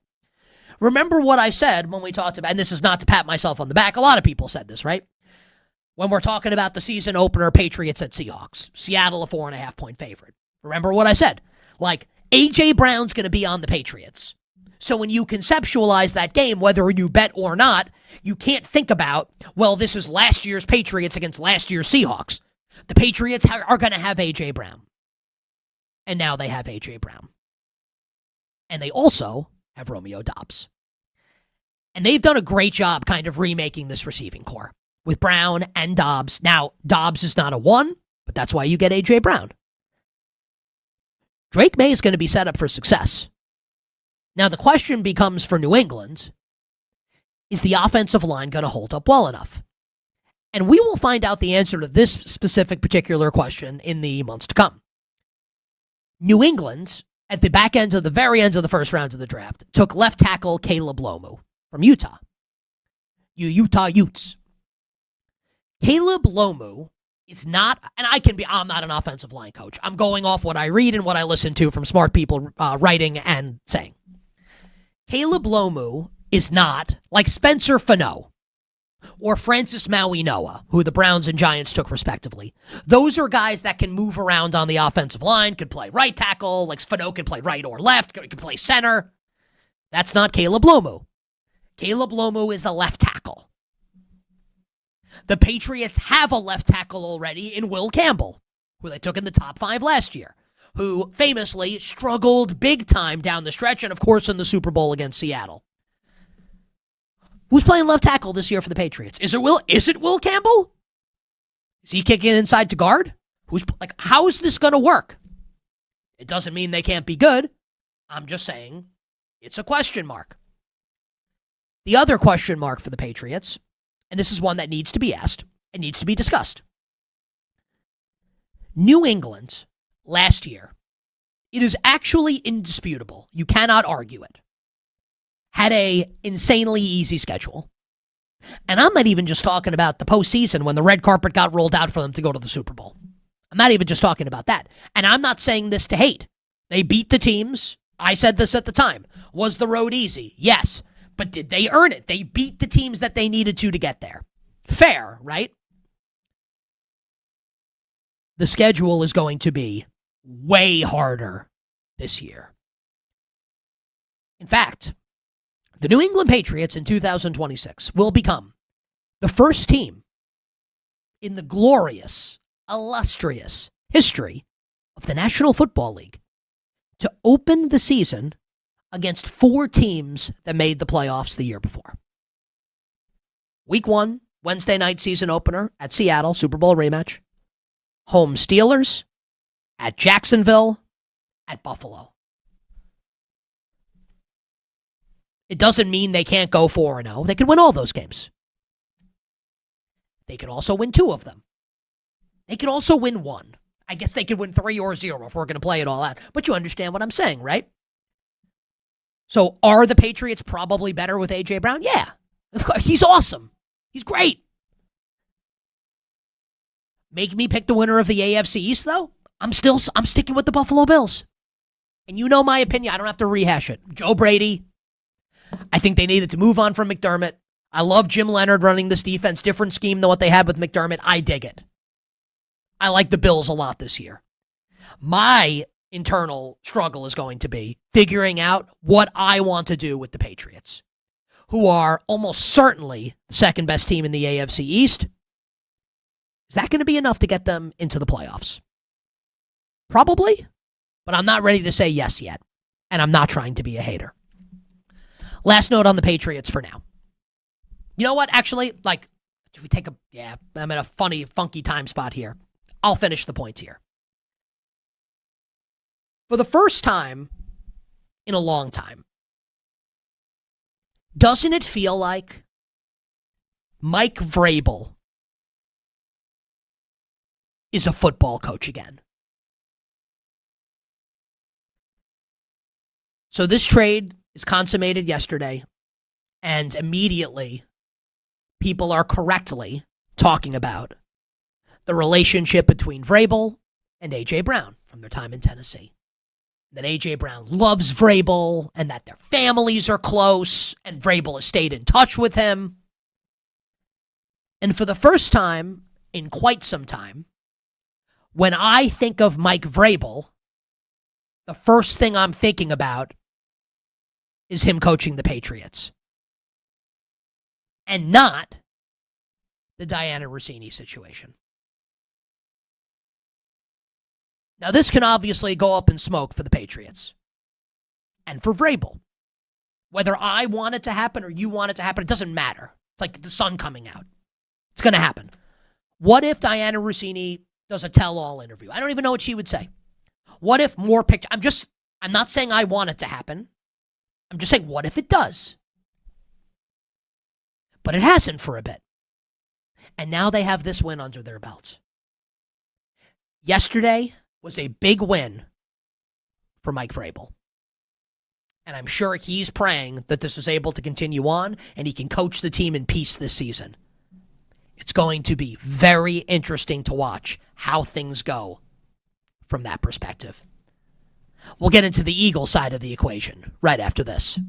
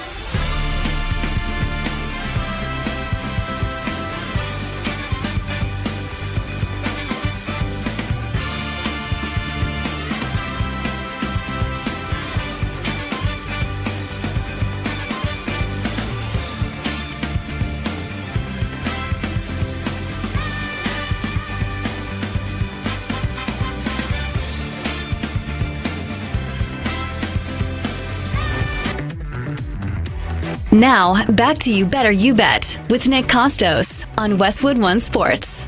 BetMGM players will receive a World's Game Tournament Winner Boost token. To use the token, add a World's Game Tournament winner wager to your bet slip and activate the token. If you win the wager that was made with the token, you'll receive extra winnings and unrestricted bonus dollars. Download the BetMGM app today and visit BetMGM.com. I'm going to save the Jalen Hurts stuff for next hour because we only have a couple minutes here. So I actually want to give you, if it's okay with everybody, can we talk a little fantasy football? Off of the A.J. Brown trade. Let's do it. So, with A.J. Brown now in New England, obviously he's the number one receiver there. Probably like a late second-round pick coming up in fantasy drafts, like early third-round pick. I like Romeo Doubs a lot, but I don't know if you can justify even a mid-round pick on Romeo Doubs. Love Drake May this year. Make me pick. I'll choose Travion Henderson. I'll go for the upside over Ramondre Stevenson, but I acknowledge that, the two of them in tandem, probably 1A and 1B either way. The Eagles, I think, are way more interesting than the Patriots from a fantasy perspective. It's a little cut and dry with New England, right? With Philadelphia, excuse me. Can Devontae Smith be this year's Jackson Smith and Jigba?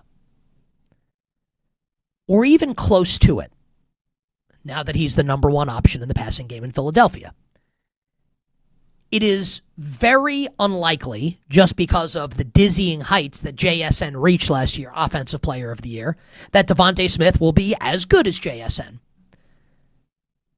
But I definitely think he can be better than what he's been. And that's not an insult to Devontae or to say he's been bad. He's had A.J. Brown on the other side, and A.J. Brown's not there anymore.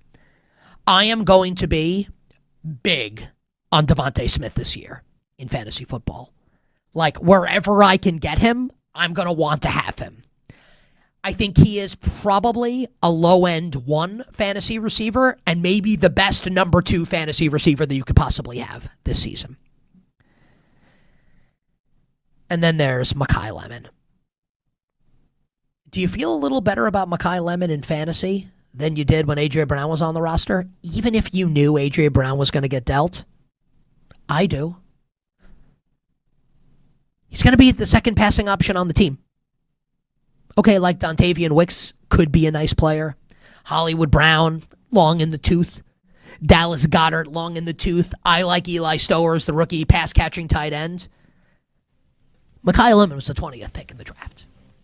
He gonna be the second option in the passing game.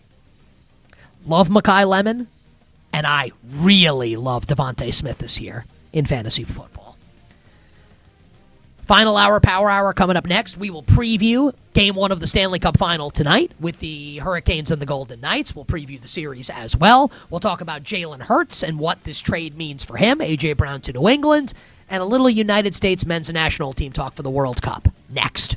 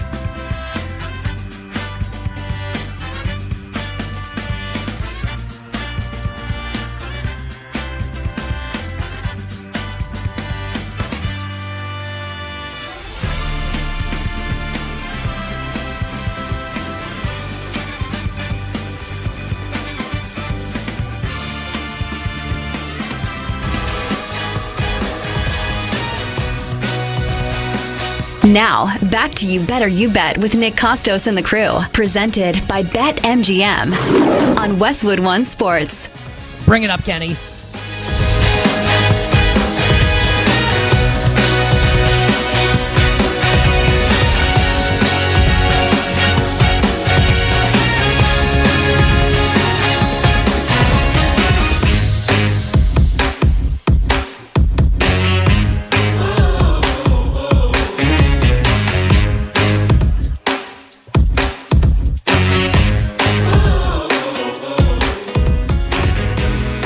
Final hour.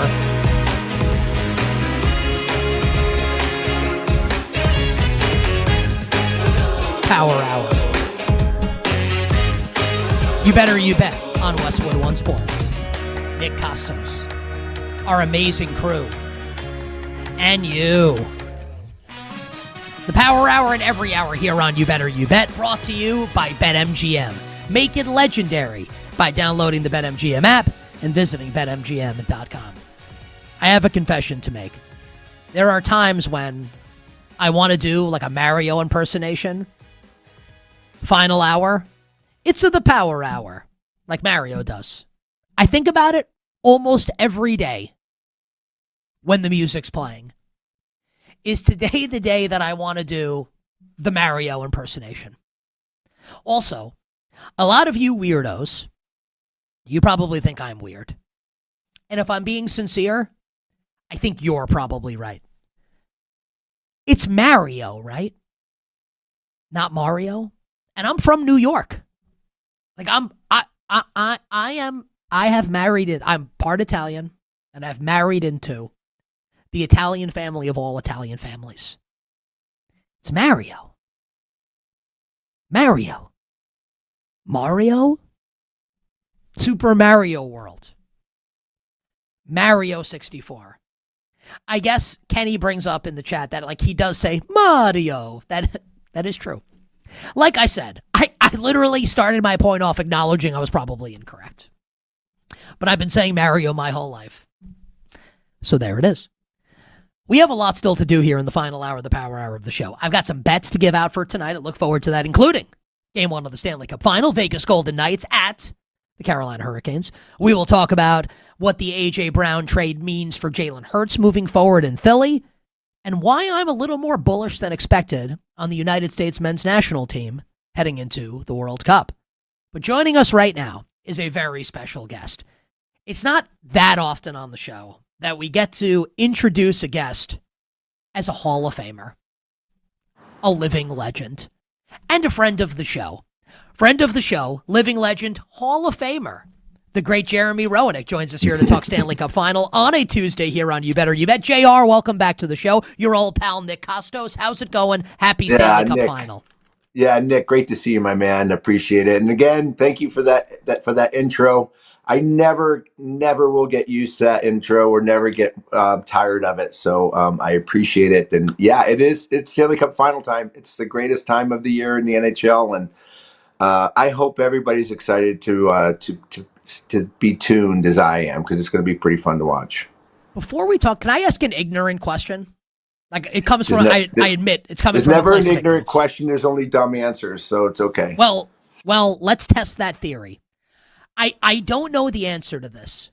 When you get inducted into the Hockey Hall of Fame, do you get when you go to the Pro Football Hall of Fame, you get like the yellow? Do you get like a special like article of clothing or anything like a ring or something when you go into the Hockey Hall of Fame?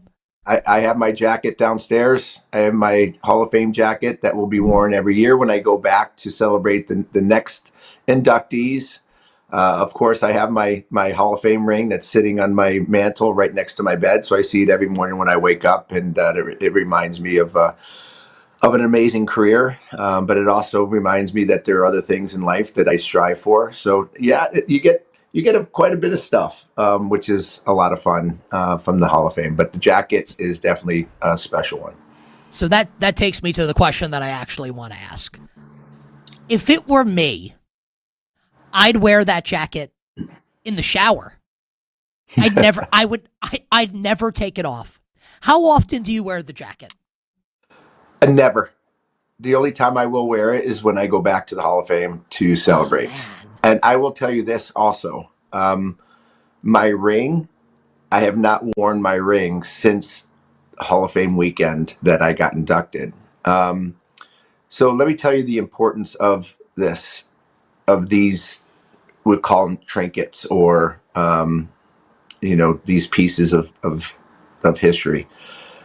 It's what it means to me inside for me in bringing my whole career around to having the satisfaction and having the closure for me and for how I felt maybe I needed or I wanted, or maybe what I didn't expect or want. And so it's how it's made me as a person, and how I feel walking into an arena, how I feel walking onto an airplane, how I feel walking into an event where people bring me in to help raise money for charity or whatever the case may be.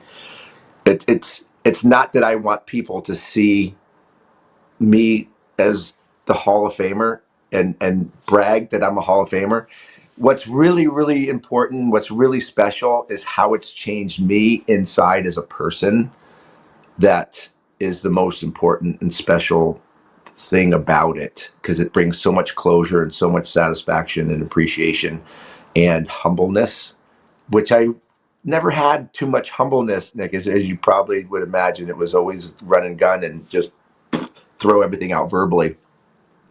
So that jacket and that ring sits there, and it symbolizes something more for me than it would be for anybody else. That is very cool. Very cool. Like an A+ answer. I not to say I wasn't expecting it, but yeah, that was great. I really enjoyed it. And I'm guessing the listeners and viewers did as well. Because I was going to ask you, how has it changed you? And then you said it at the end, and I'm like, well, that's really awesome. You're a better person than me. I'd just be like, hey, everybody, I'm a Hall of Famer. And in case you need a reminder, here's my jacket. Nick, so I get you. Yeah, but that's the problem, is that was the first half of my life. Look how good I am. Look at me. Look at me. Look at me. Why am I not there? Why am I not there? Why am I not there? How come I don't have enough of this? How come I don't have that? How come I didn't make the NHL All-Star game 20 times in my career? How come I didn't do this? What about me? What about me? What about me? And that's such a wrong mentality. And I got stuck in it, and I got burned on a lot of things. And like I said, when you're a better person, you have more appreciation and I think a little bit more humbleness. And thank goodness I've been able to find some. The self-awareness that you display, you don't need me. I'm not trying to be presumptuous here or holier than thou or like speak from an elevated position. Your self-awareness is incredible. And I think I mean this sincerely.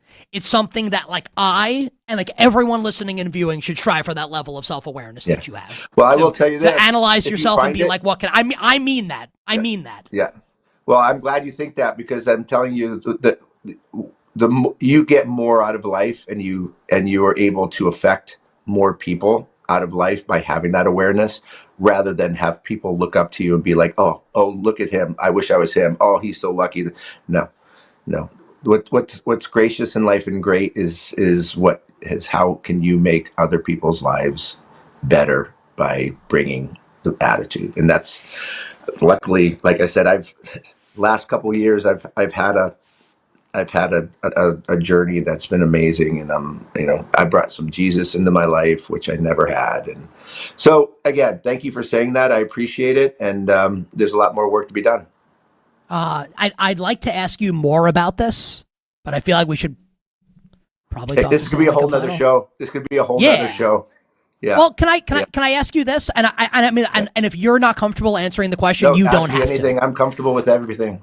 Yeah, I'm not trying to pry. I just think this is fascinating, right? Is there a seminal moment for you where, like, whatever it is, something happens, and maybe I'm being dramatic when it wasn't just one moment, but a moment where you kind of said to yourself, oh, I don't like the way I've been doing things. I'd like to do them differently. And you can look back on it now and say that was the launching pad for what I am. It's a great question. So the answer is very easy. 100% yes. But it was a multitude, and it was a building of a lot of moments, a lot of circumstances, and a lot of things that kind of built and created uncontrollable chaos that the main moment where you had an awakening, and you had, whether it's a spiritual awakening, a higher power awakening, or a holy MFer, I can't do this anymore. So it was one after another that just came into explosion to where the uncontrollable chaos had to stop. And that's when you have to be strong enough to say, I can't do this anymore. And I reached that point a few years ago. I want to say this the right way. I feel like you need to be back in media. You're really good. And I'm sorry if that saying that puts you in an uncomfortable. I don't mean to say that, but I don't know how like anyone could be listening to what you're saying now and not feel that. Like, you should be back doing stuff. And I have no idea what goes on behind the scenes, but I'm sorry to say that if that's like I don't mean to have that be the wrong thing to say. No, I appreciate that. I had 10 great years in the media for a lot of reasons. Number one, because I'm very honest. Unfortunately, sometimes too honest for my own good. And sometimes, when it was on television talking hockey, I would bring people, out of their chairs to have a conversation or to have a debate or to have an argument, which was great. I've been told many, many times, why aren't you on television anymore? Please come back in television. And that's one of the things I miss, is being able to come into people's living rooms like we're doing right now and have a conversation, whether it's an emotional conversation like we're having, a spiritual one, or one that can change lives mentally, or whether I can entertain somebody or tell somebody, teach somebody about a game that maybe they might not be so in tune with or up to date with, like hockey, which is what I love to do. I would be up for it. It would have to be the right situation for me, because listen, I love talking to people. I really do. I think I have something to bring the world because of the life that I've lived. And you're not gonna try to fix everybody, but I think getting people to think properly is really important. And the decision making, man, I'll tell you, decisions are really important. People don't look at decisions in their lifetime. Decisions are the most important thing that we're going to do on a daily basis, because every single decision that you make in your life sets your life in another path. Every single decision has a consequence, whether it's good or bad. And unfortunately, people don't think all that often about every decision that they make. And you're not going to think about every one, but trust me, every decision sets you on a different course and is going to affect someone. And if we don't have a little cognizant thought about that, you can spiral out of control. When I say congratulations to you for reaching this mindset, it does not imply that like you've reached the end of the road that you're on, or any of us have, but congratulations in all sincerity, because that's really cool. Like, it really is. Thanks. It's great. Appreciate it. I think you should be. I don't mean to be presumptuous. You're older than me. You should be proud of yourself for whatever. Take that for whatever it's worth. Maybe it's nothing. By my assessment, from one human being to another. Want to talk some hockey? Want to talk some Stanley Cup? Yeah, I love it. Let's go. It is final time, man. I'll tell you what. It's. I'll let you ask the question first, and then I'll answer it, because we'll go to wherever you want to go.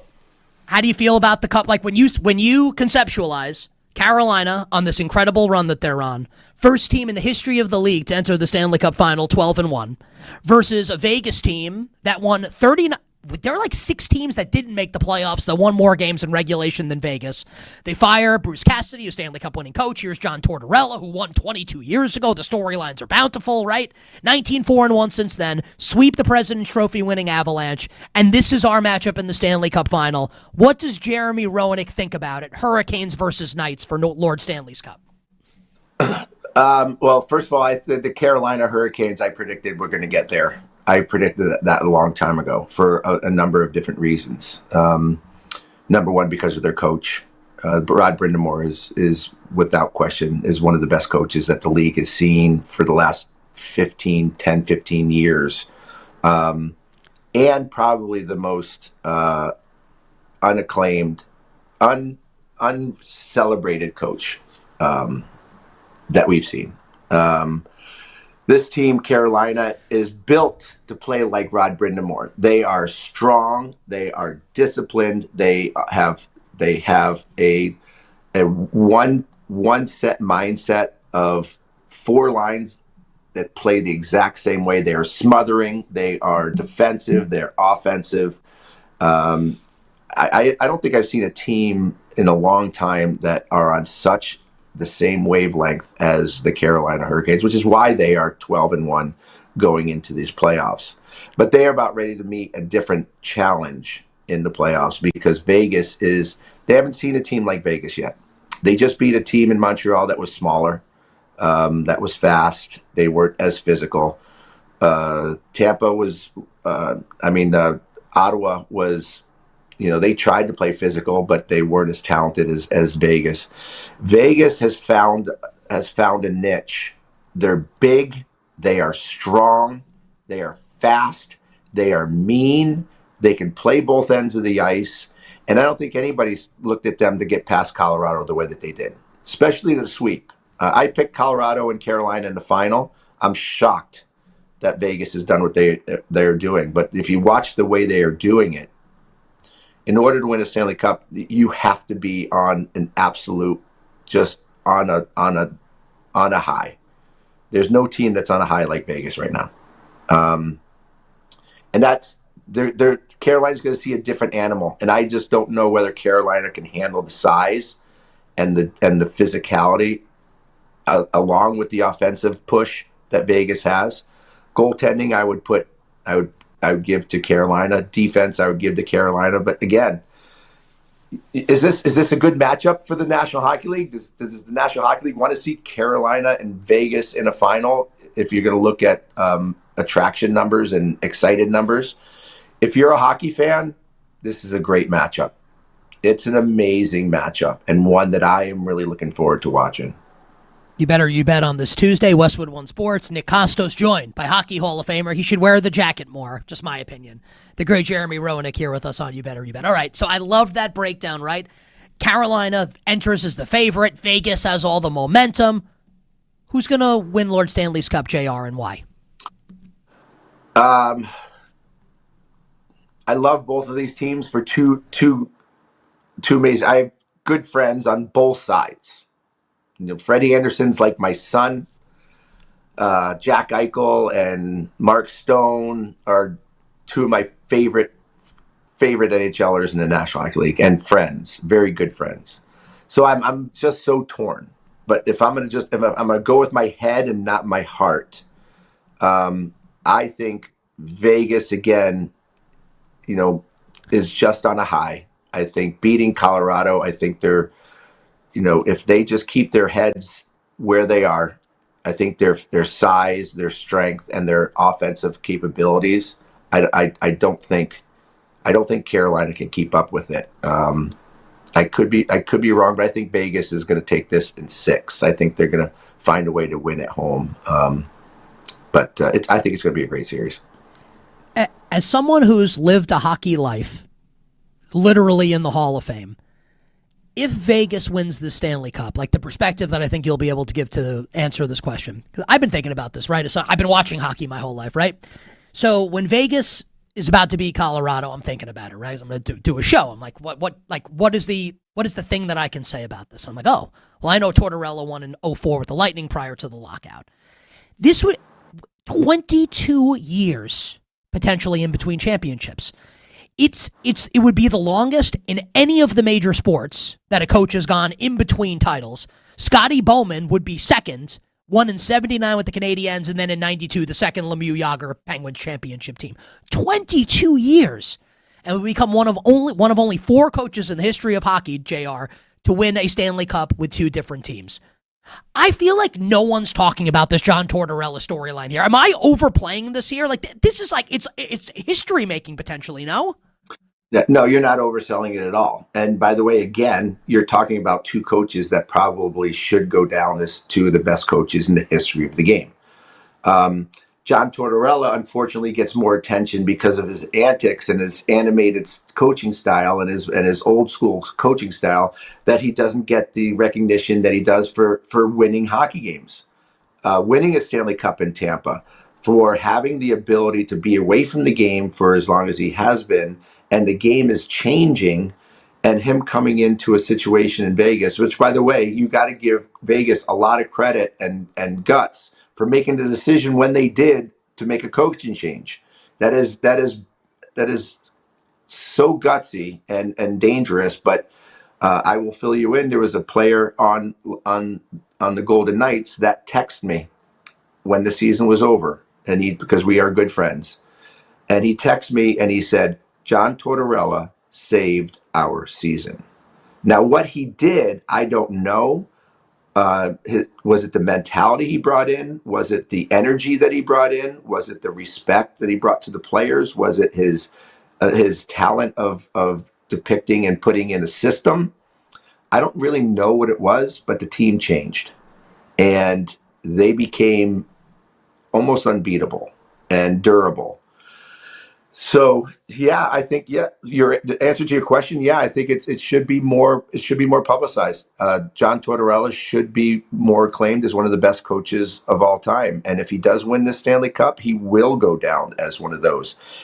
I also want Rod Brind'Amour to have that same status, because what he has done. Can I interject, JR, just to say this, just to add a little context to what I think you're about to say, just for the audience, because we talk about this in all sports, right? And I'll just use just quickly, and I'll give the baton back to you in a second, like in Buffalo with the Bills. Sean McDermott, who got fired after this year, they lost to the Broncos in the second round.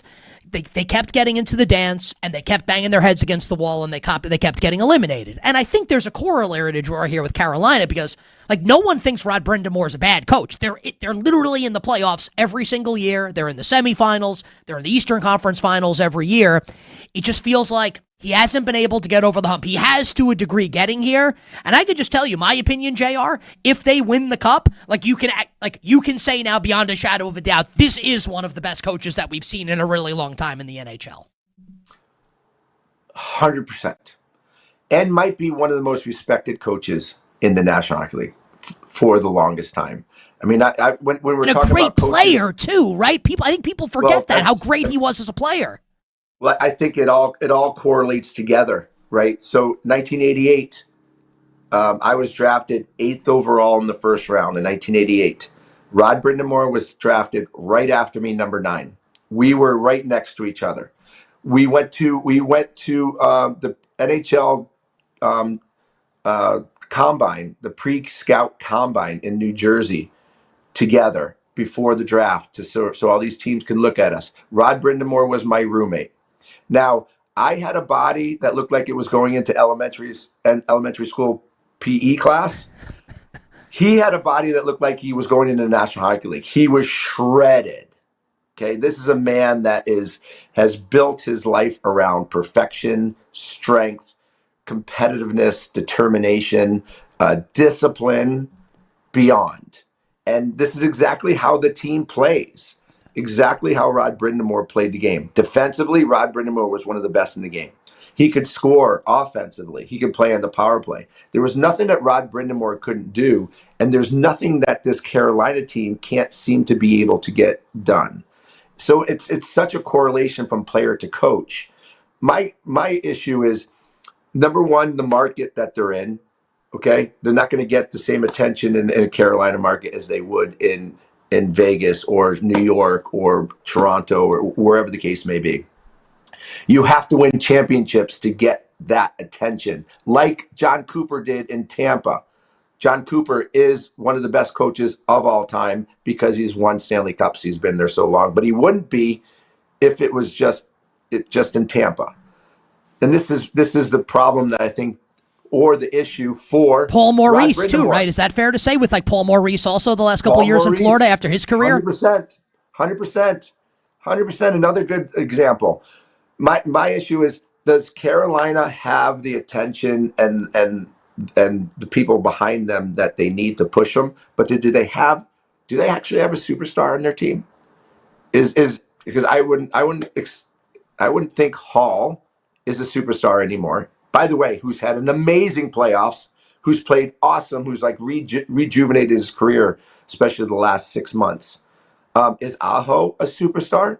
I don't think people Well, Aho is not going to be in your top 10 if you talk about the best players in the game. He might not even be in your top 20, maybe not top 25. Slavin is probably the one star that they really have on their team, but he's the best defenseman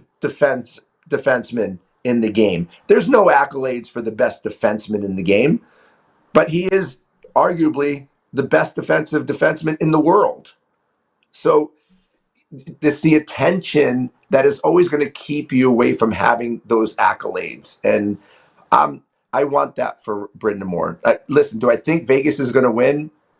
Yes. Do I want Carolina to win? Yes. For many reasons. This was awesome, man. I feel like I could do 10 more minutes easily here, but we have bills to pay and commercials to hit and all that good stuff. Can we do this again at some point during the Stanley Cup Final? This was awesome. You can call me anytime. You can call me anytime. Let's do this again before the season ends because I love it. It was great. Congratulations. Sincerely. Thank you. Appreciate it. How about this? Ready? Hockey Hall of Famer Jeremy Roenick here with us on the show. Sounds wonderful. I got my only criticism. I got to wear that jacket. Got it. What color is it? What color is the jacket? It's blue. So the next time I do the show, I'll wear the jacket just for you. I love like a navy, like a dark blue, like a navy jacket. Yeah, it's a dark blue. Yeah, dark blue. Oh, goes with everything, man. I'd be wearing that every single day. Jeremy Roenick's the absolute best, joining us here on You Better You Bet. How do you not love that spot? All right, we'll take a break. We got a lot to do still here on the show. Got to talk the Eagles angle of the A.J. Brown trade, a little United States men's national team, and all our bets for tonight will close the show. We are back right after this.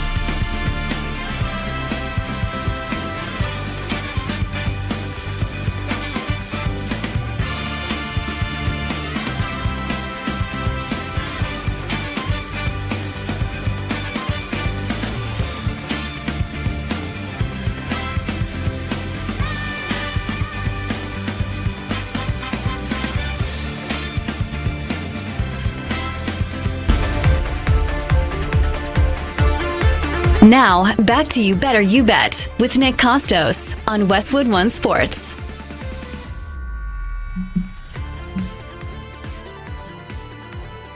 Our bets for tonight will close the show coming up in a little bit. Jeremy Roenick interview, pretty good, right? Good stuff. I love that. Look, I love talking sports, obviously. It's my favorite thing. Human beings are pretty interesting, right? Getting older. It's my birthday on Saturday. Happy birthday to me. I'm 43. Getting older is a gift. Because with age comes more wisdom, right? And you realize all the things that you can't. It's not that you are stupid when you're younger, although like all of us are.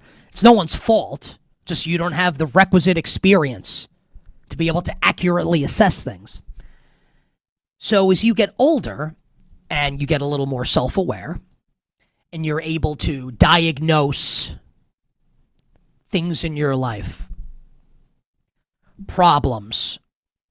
I try and do this on a regular basis. Like my wedding anniversary is in 3 weeks. I'll be married for 3 years. I'm a first-time dad. I make a lot of mistakes. A lot of mistakes. Now, I don't think the mistakes I make are like, mortal sins, critical, super critical mistakes. But I make mistakes. I have to take inventory of the way, when I say the way I conduct myself, it implies that I'm conducting myself in like an improper manner. So that's not right. But, just in, like the way I conduct myself to a degree, which doesn't mean that I'm like stepping out or I'm like a terrible husband or like I'm raising a hand to my, that's not what I'm saying at all. But just that I can be better. And you have these moments in life. These, I do at least, these epiphanies where you realize that the way you've thought about something or the way you viewed yourself in a certain way is actually ass backwards. Is like actually incorrect. I have moments like this where it's not that like your belief is shaken because it's just like, okay, you're on to the next thing. You're like, okay, like I was wrong and now I want to move forward and try and do better. But you realize like just how wrong you are about things. And then comes the opportunity to do better. Like, will you take that opportunity or not? And I don't say any of this to be preachy. I am not perfect, absolutely far from it. Very far from it. I think it deserves praise, and someone deserves praise when someone like Jeremy Roenick comes on the show. Because look, Jeremy Roenick is a hockey Hall of Famer. Sports fan, you know who he is.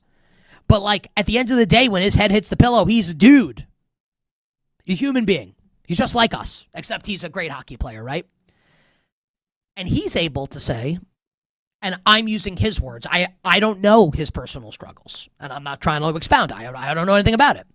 But when he says, there's uncontrollable chaos and there reaches a point where you want to do better, there's two steps, right? And there's the expression, you can take an animal to water, but you can't make it drink. So it's one thing, right? There's two parts of it. It's one thing to say, man, this isn't working. Whatever it is, to whatever degree it's not working to, right? And that could be something a little insignificant, or it could be something very significant. So it's one thing to know it. Hey, this is bad. I can probably do better. That's one part. It's like a parlay, right? That's the first leg. The second leg is harder. It's cash. Now you have to do something about it. I'm not doing a good enough job at whatever it is. That's part one. Part two, how do I make it better? If all of us are being honest, we all face that probably like, I don't know what, multiple times a year to some degree, if we're being honest. The realization that what I'm doing isn't good enough. The way I conduct myself isn't good enough. The way I handle this relationship isn't good enough. Whatever. The way I drink too much. I smoke too much. I womanize. I do this. Whatever it is. To be self-aware enough to know it and then do something about it is something that deserves praise. I don't know Jeremy Roenick personally. I had him on the air, probably 7 to 10 times over the course of the time the show's been on the air. I don't know him personally. I don't know what he's been through. I don't know what he's done to better himself. What I can say is that seemed like a guy that's on the right path. And I don't say that with presumption. Just, how can you not feel that way? It's pretty cool, right? Isn't it pretty cool? I believe it is. You bet on this Tuesday. Nick Kostos and you, Westwood One Sports. Okay. So we haven't gotten to the Jalen Hurts part of this yet with the A.J. Brown trade. And I talked about the A.J. Brown interview with Maria Taylor. We read you some of those quotes last hour on the show. That they just kind of drifted apart, which, I'm starting to get a lot of stuff from people, which would indicate that maybe there's something else going on. I don't have the facts to be able to talk about it, so I'm not going to. But there are people speculating that there's more going on with A.J. Brown and Jalen Hurts. I don't know if it's true or not. Just saying that I've gotten some messages about that, both publicly and privately. So we'll see. I have no idea. Also, it doesn't really matter. As far as football goes, and I talked about this yesterday, right? And I will offer the preface here that I am a big Jalen Hurts fan. I think it's fair to say I'm one of the Jalen Hurts defenders in sports media. A lot of people like to criticize him. I think he's awesome. Super Bowl MVP. And A.J. Brown's right. If the defense had gotten a stop against the Chiefs, they would be 2-time Super Bowl champions. And Hurts would be a 2-time Super Bowl MVP. Even with all of that said, it is a fact that the microscope's going to be on Jalen Hurts this season. We talk about relationships. We've all been in relationships before, I think. And it doesn't have to be with a romantic partner. It could be whatever, with a friend. And maybe you have something that you don't like about you feel like things could be better if blank. Now, let's say that blank happens, right? If this could change, if that could change, if this person could say this whatever, and that happens. Okay. Now it's got to be right. Because your excuse is taken away from you. The bullet is taken out of the proverbial gun.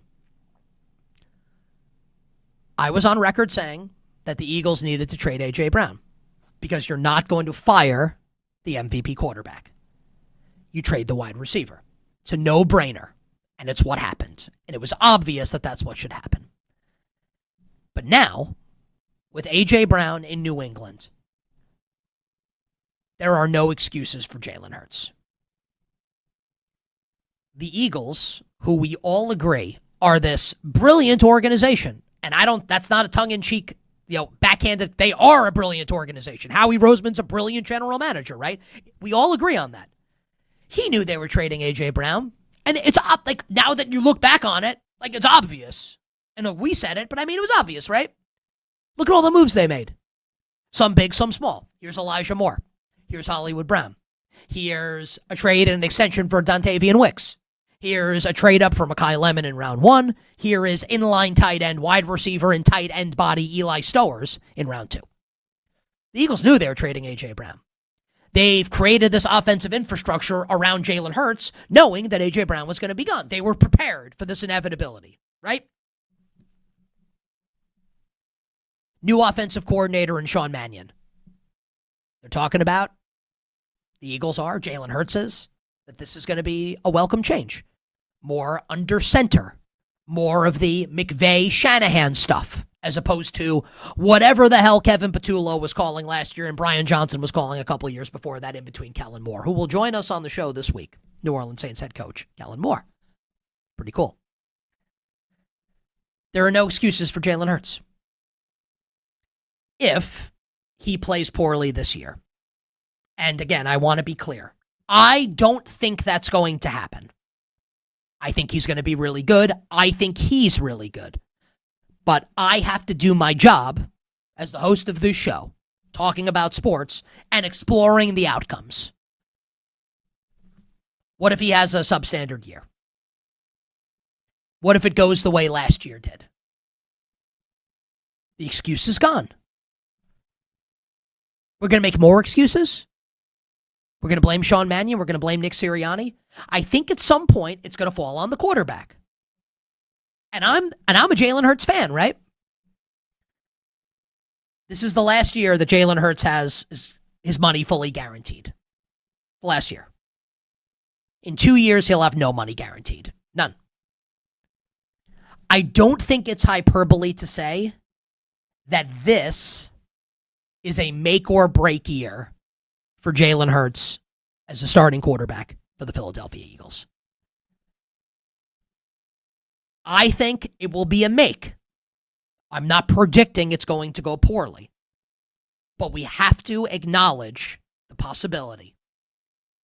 And if it does go poorly, what happens then? Well, I'll tell you what happens then. Bill Zimmerman is our executive producer, and he has told me, as he said it earlier in the show, that he has a sicko trivia question for me and for you today. Bill Zimmerman, what is today's trivia question on You Better You Bet? All right, Nick. Well, Myles Garrett, of course, traded to the Rams. He is the Cleveland Browns all-time leader in sacks. No surprise there, with 125.5. Now, keeping in mind that sacks did not become an official stat until 1982, Nick Kostos, can you name me 2 out of the next 3 Cleveland Browns on their career sack leaders? Let's I want to get into the United States men's national team for a few minutes on the other side, so let's take a break, and I will attempt to answer this question next on You Better You Bet, here on Westwood One Sports.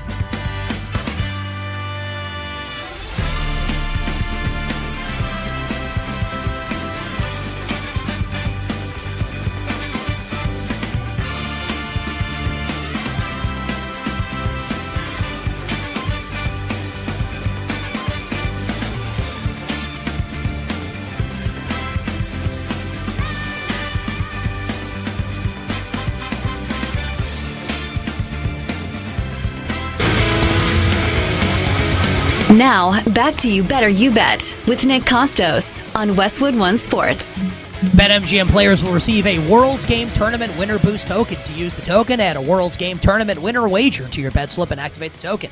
If you win the wager made with the token, you'll receive extra winnings and unrestricted bonus dollars. Download the BetMGM app today. All right, I didn't get the trivia question right. The answer to the question, Bill. So behind Myles Garrett, the next three sack leaders in all-time Cleveland Browns history, Michael Dean Perry, Clay Matthews. I got Clay Matthews, and I should have gotten Rob Burnett, who later not starred but was very good on the 2000 Ravens defense. Good question, Bill.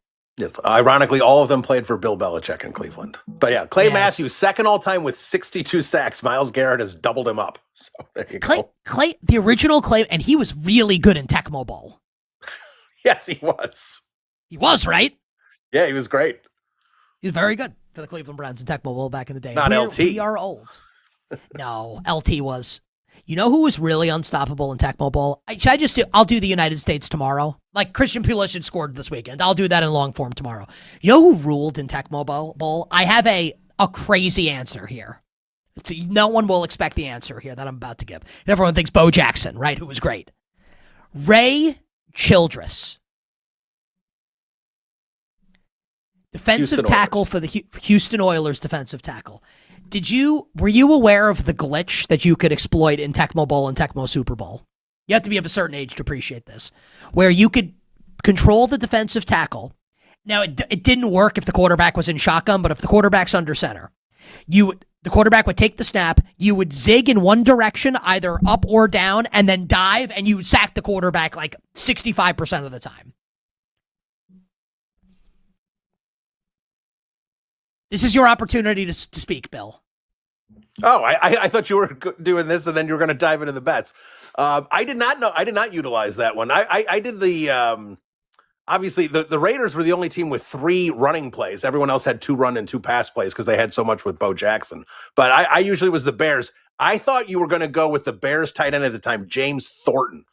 They had a tight end passing play. He was unstoppable. He caught it every single time. They had a play, the Bears did, not in Tecmo Bowl, in Tecmo Super Bowl. And it was a run play, but it was like a pass to Neil Anderson. Remember Neil Anderson? Of course.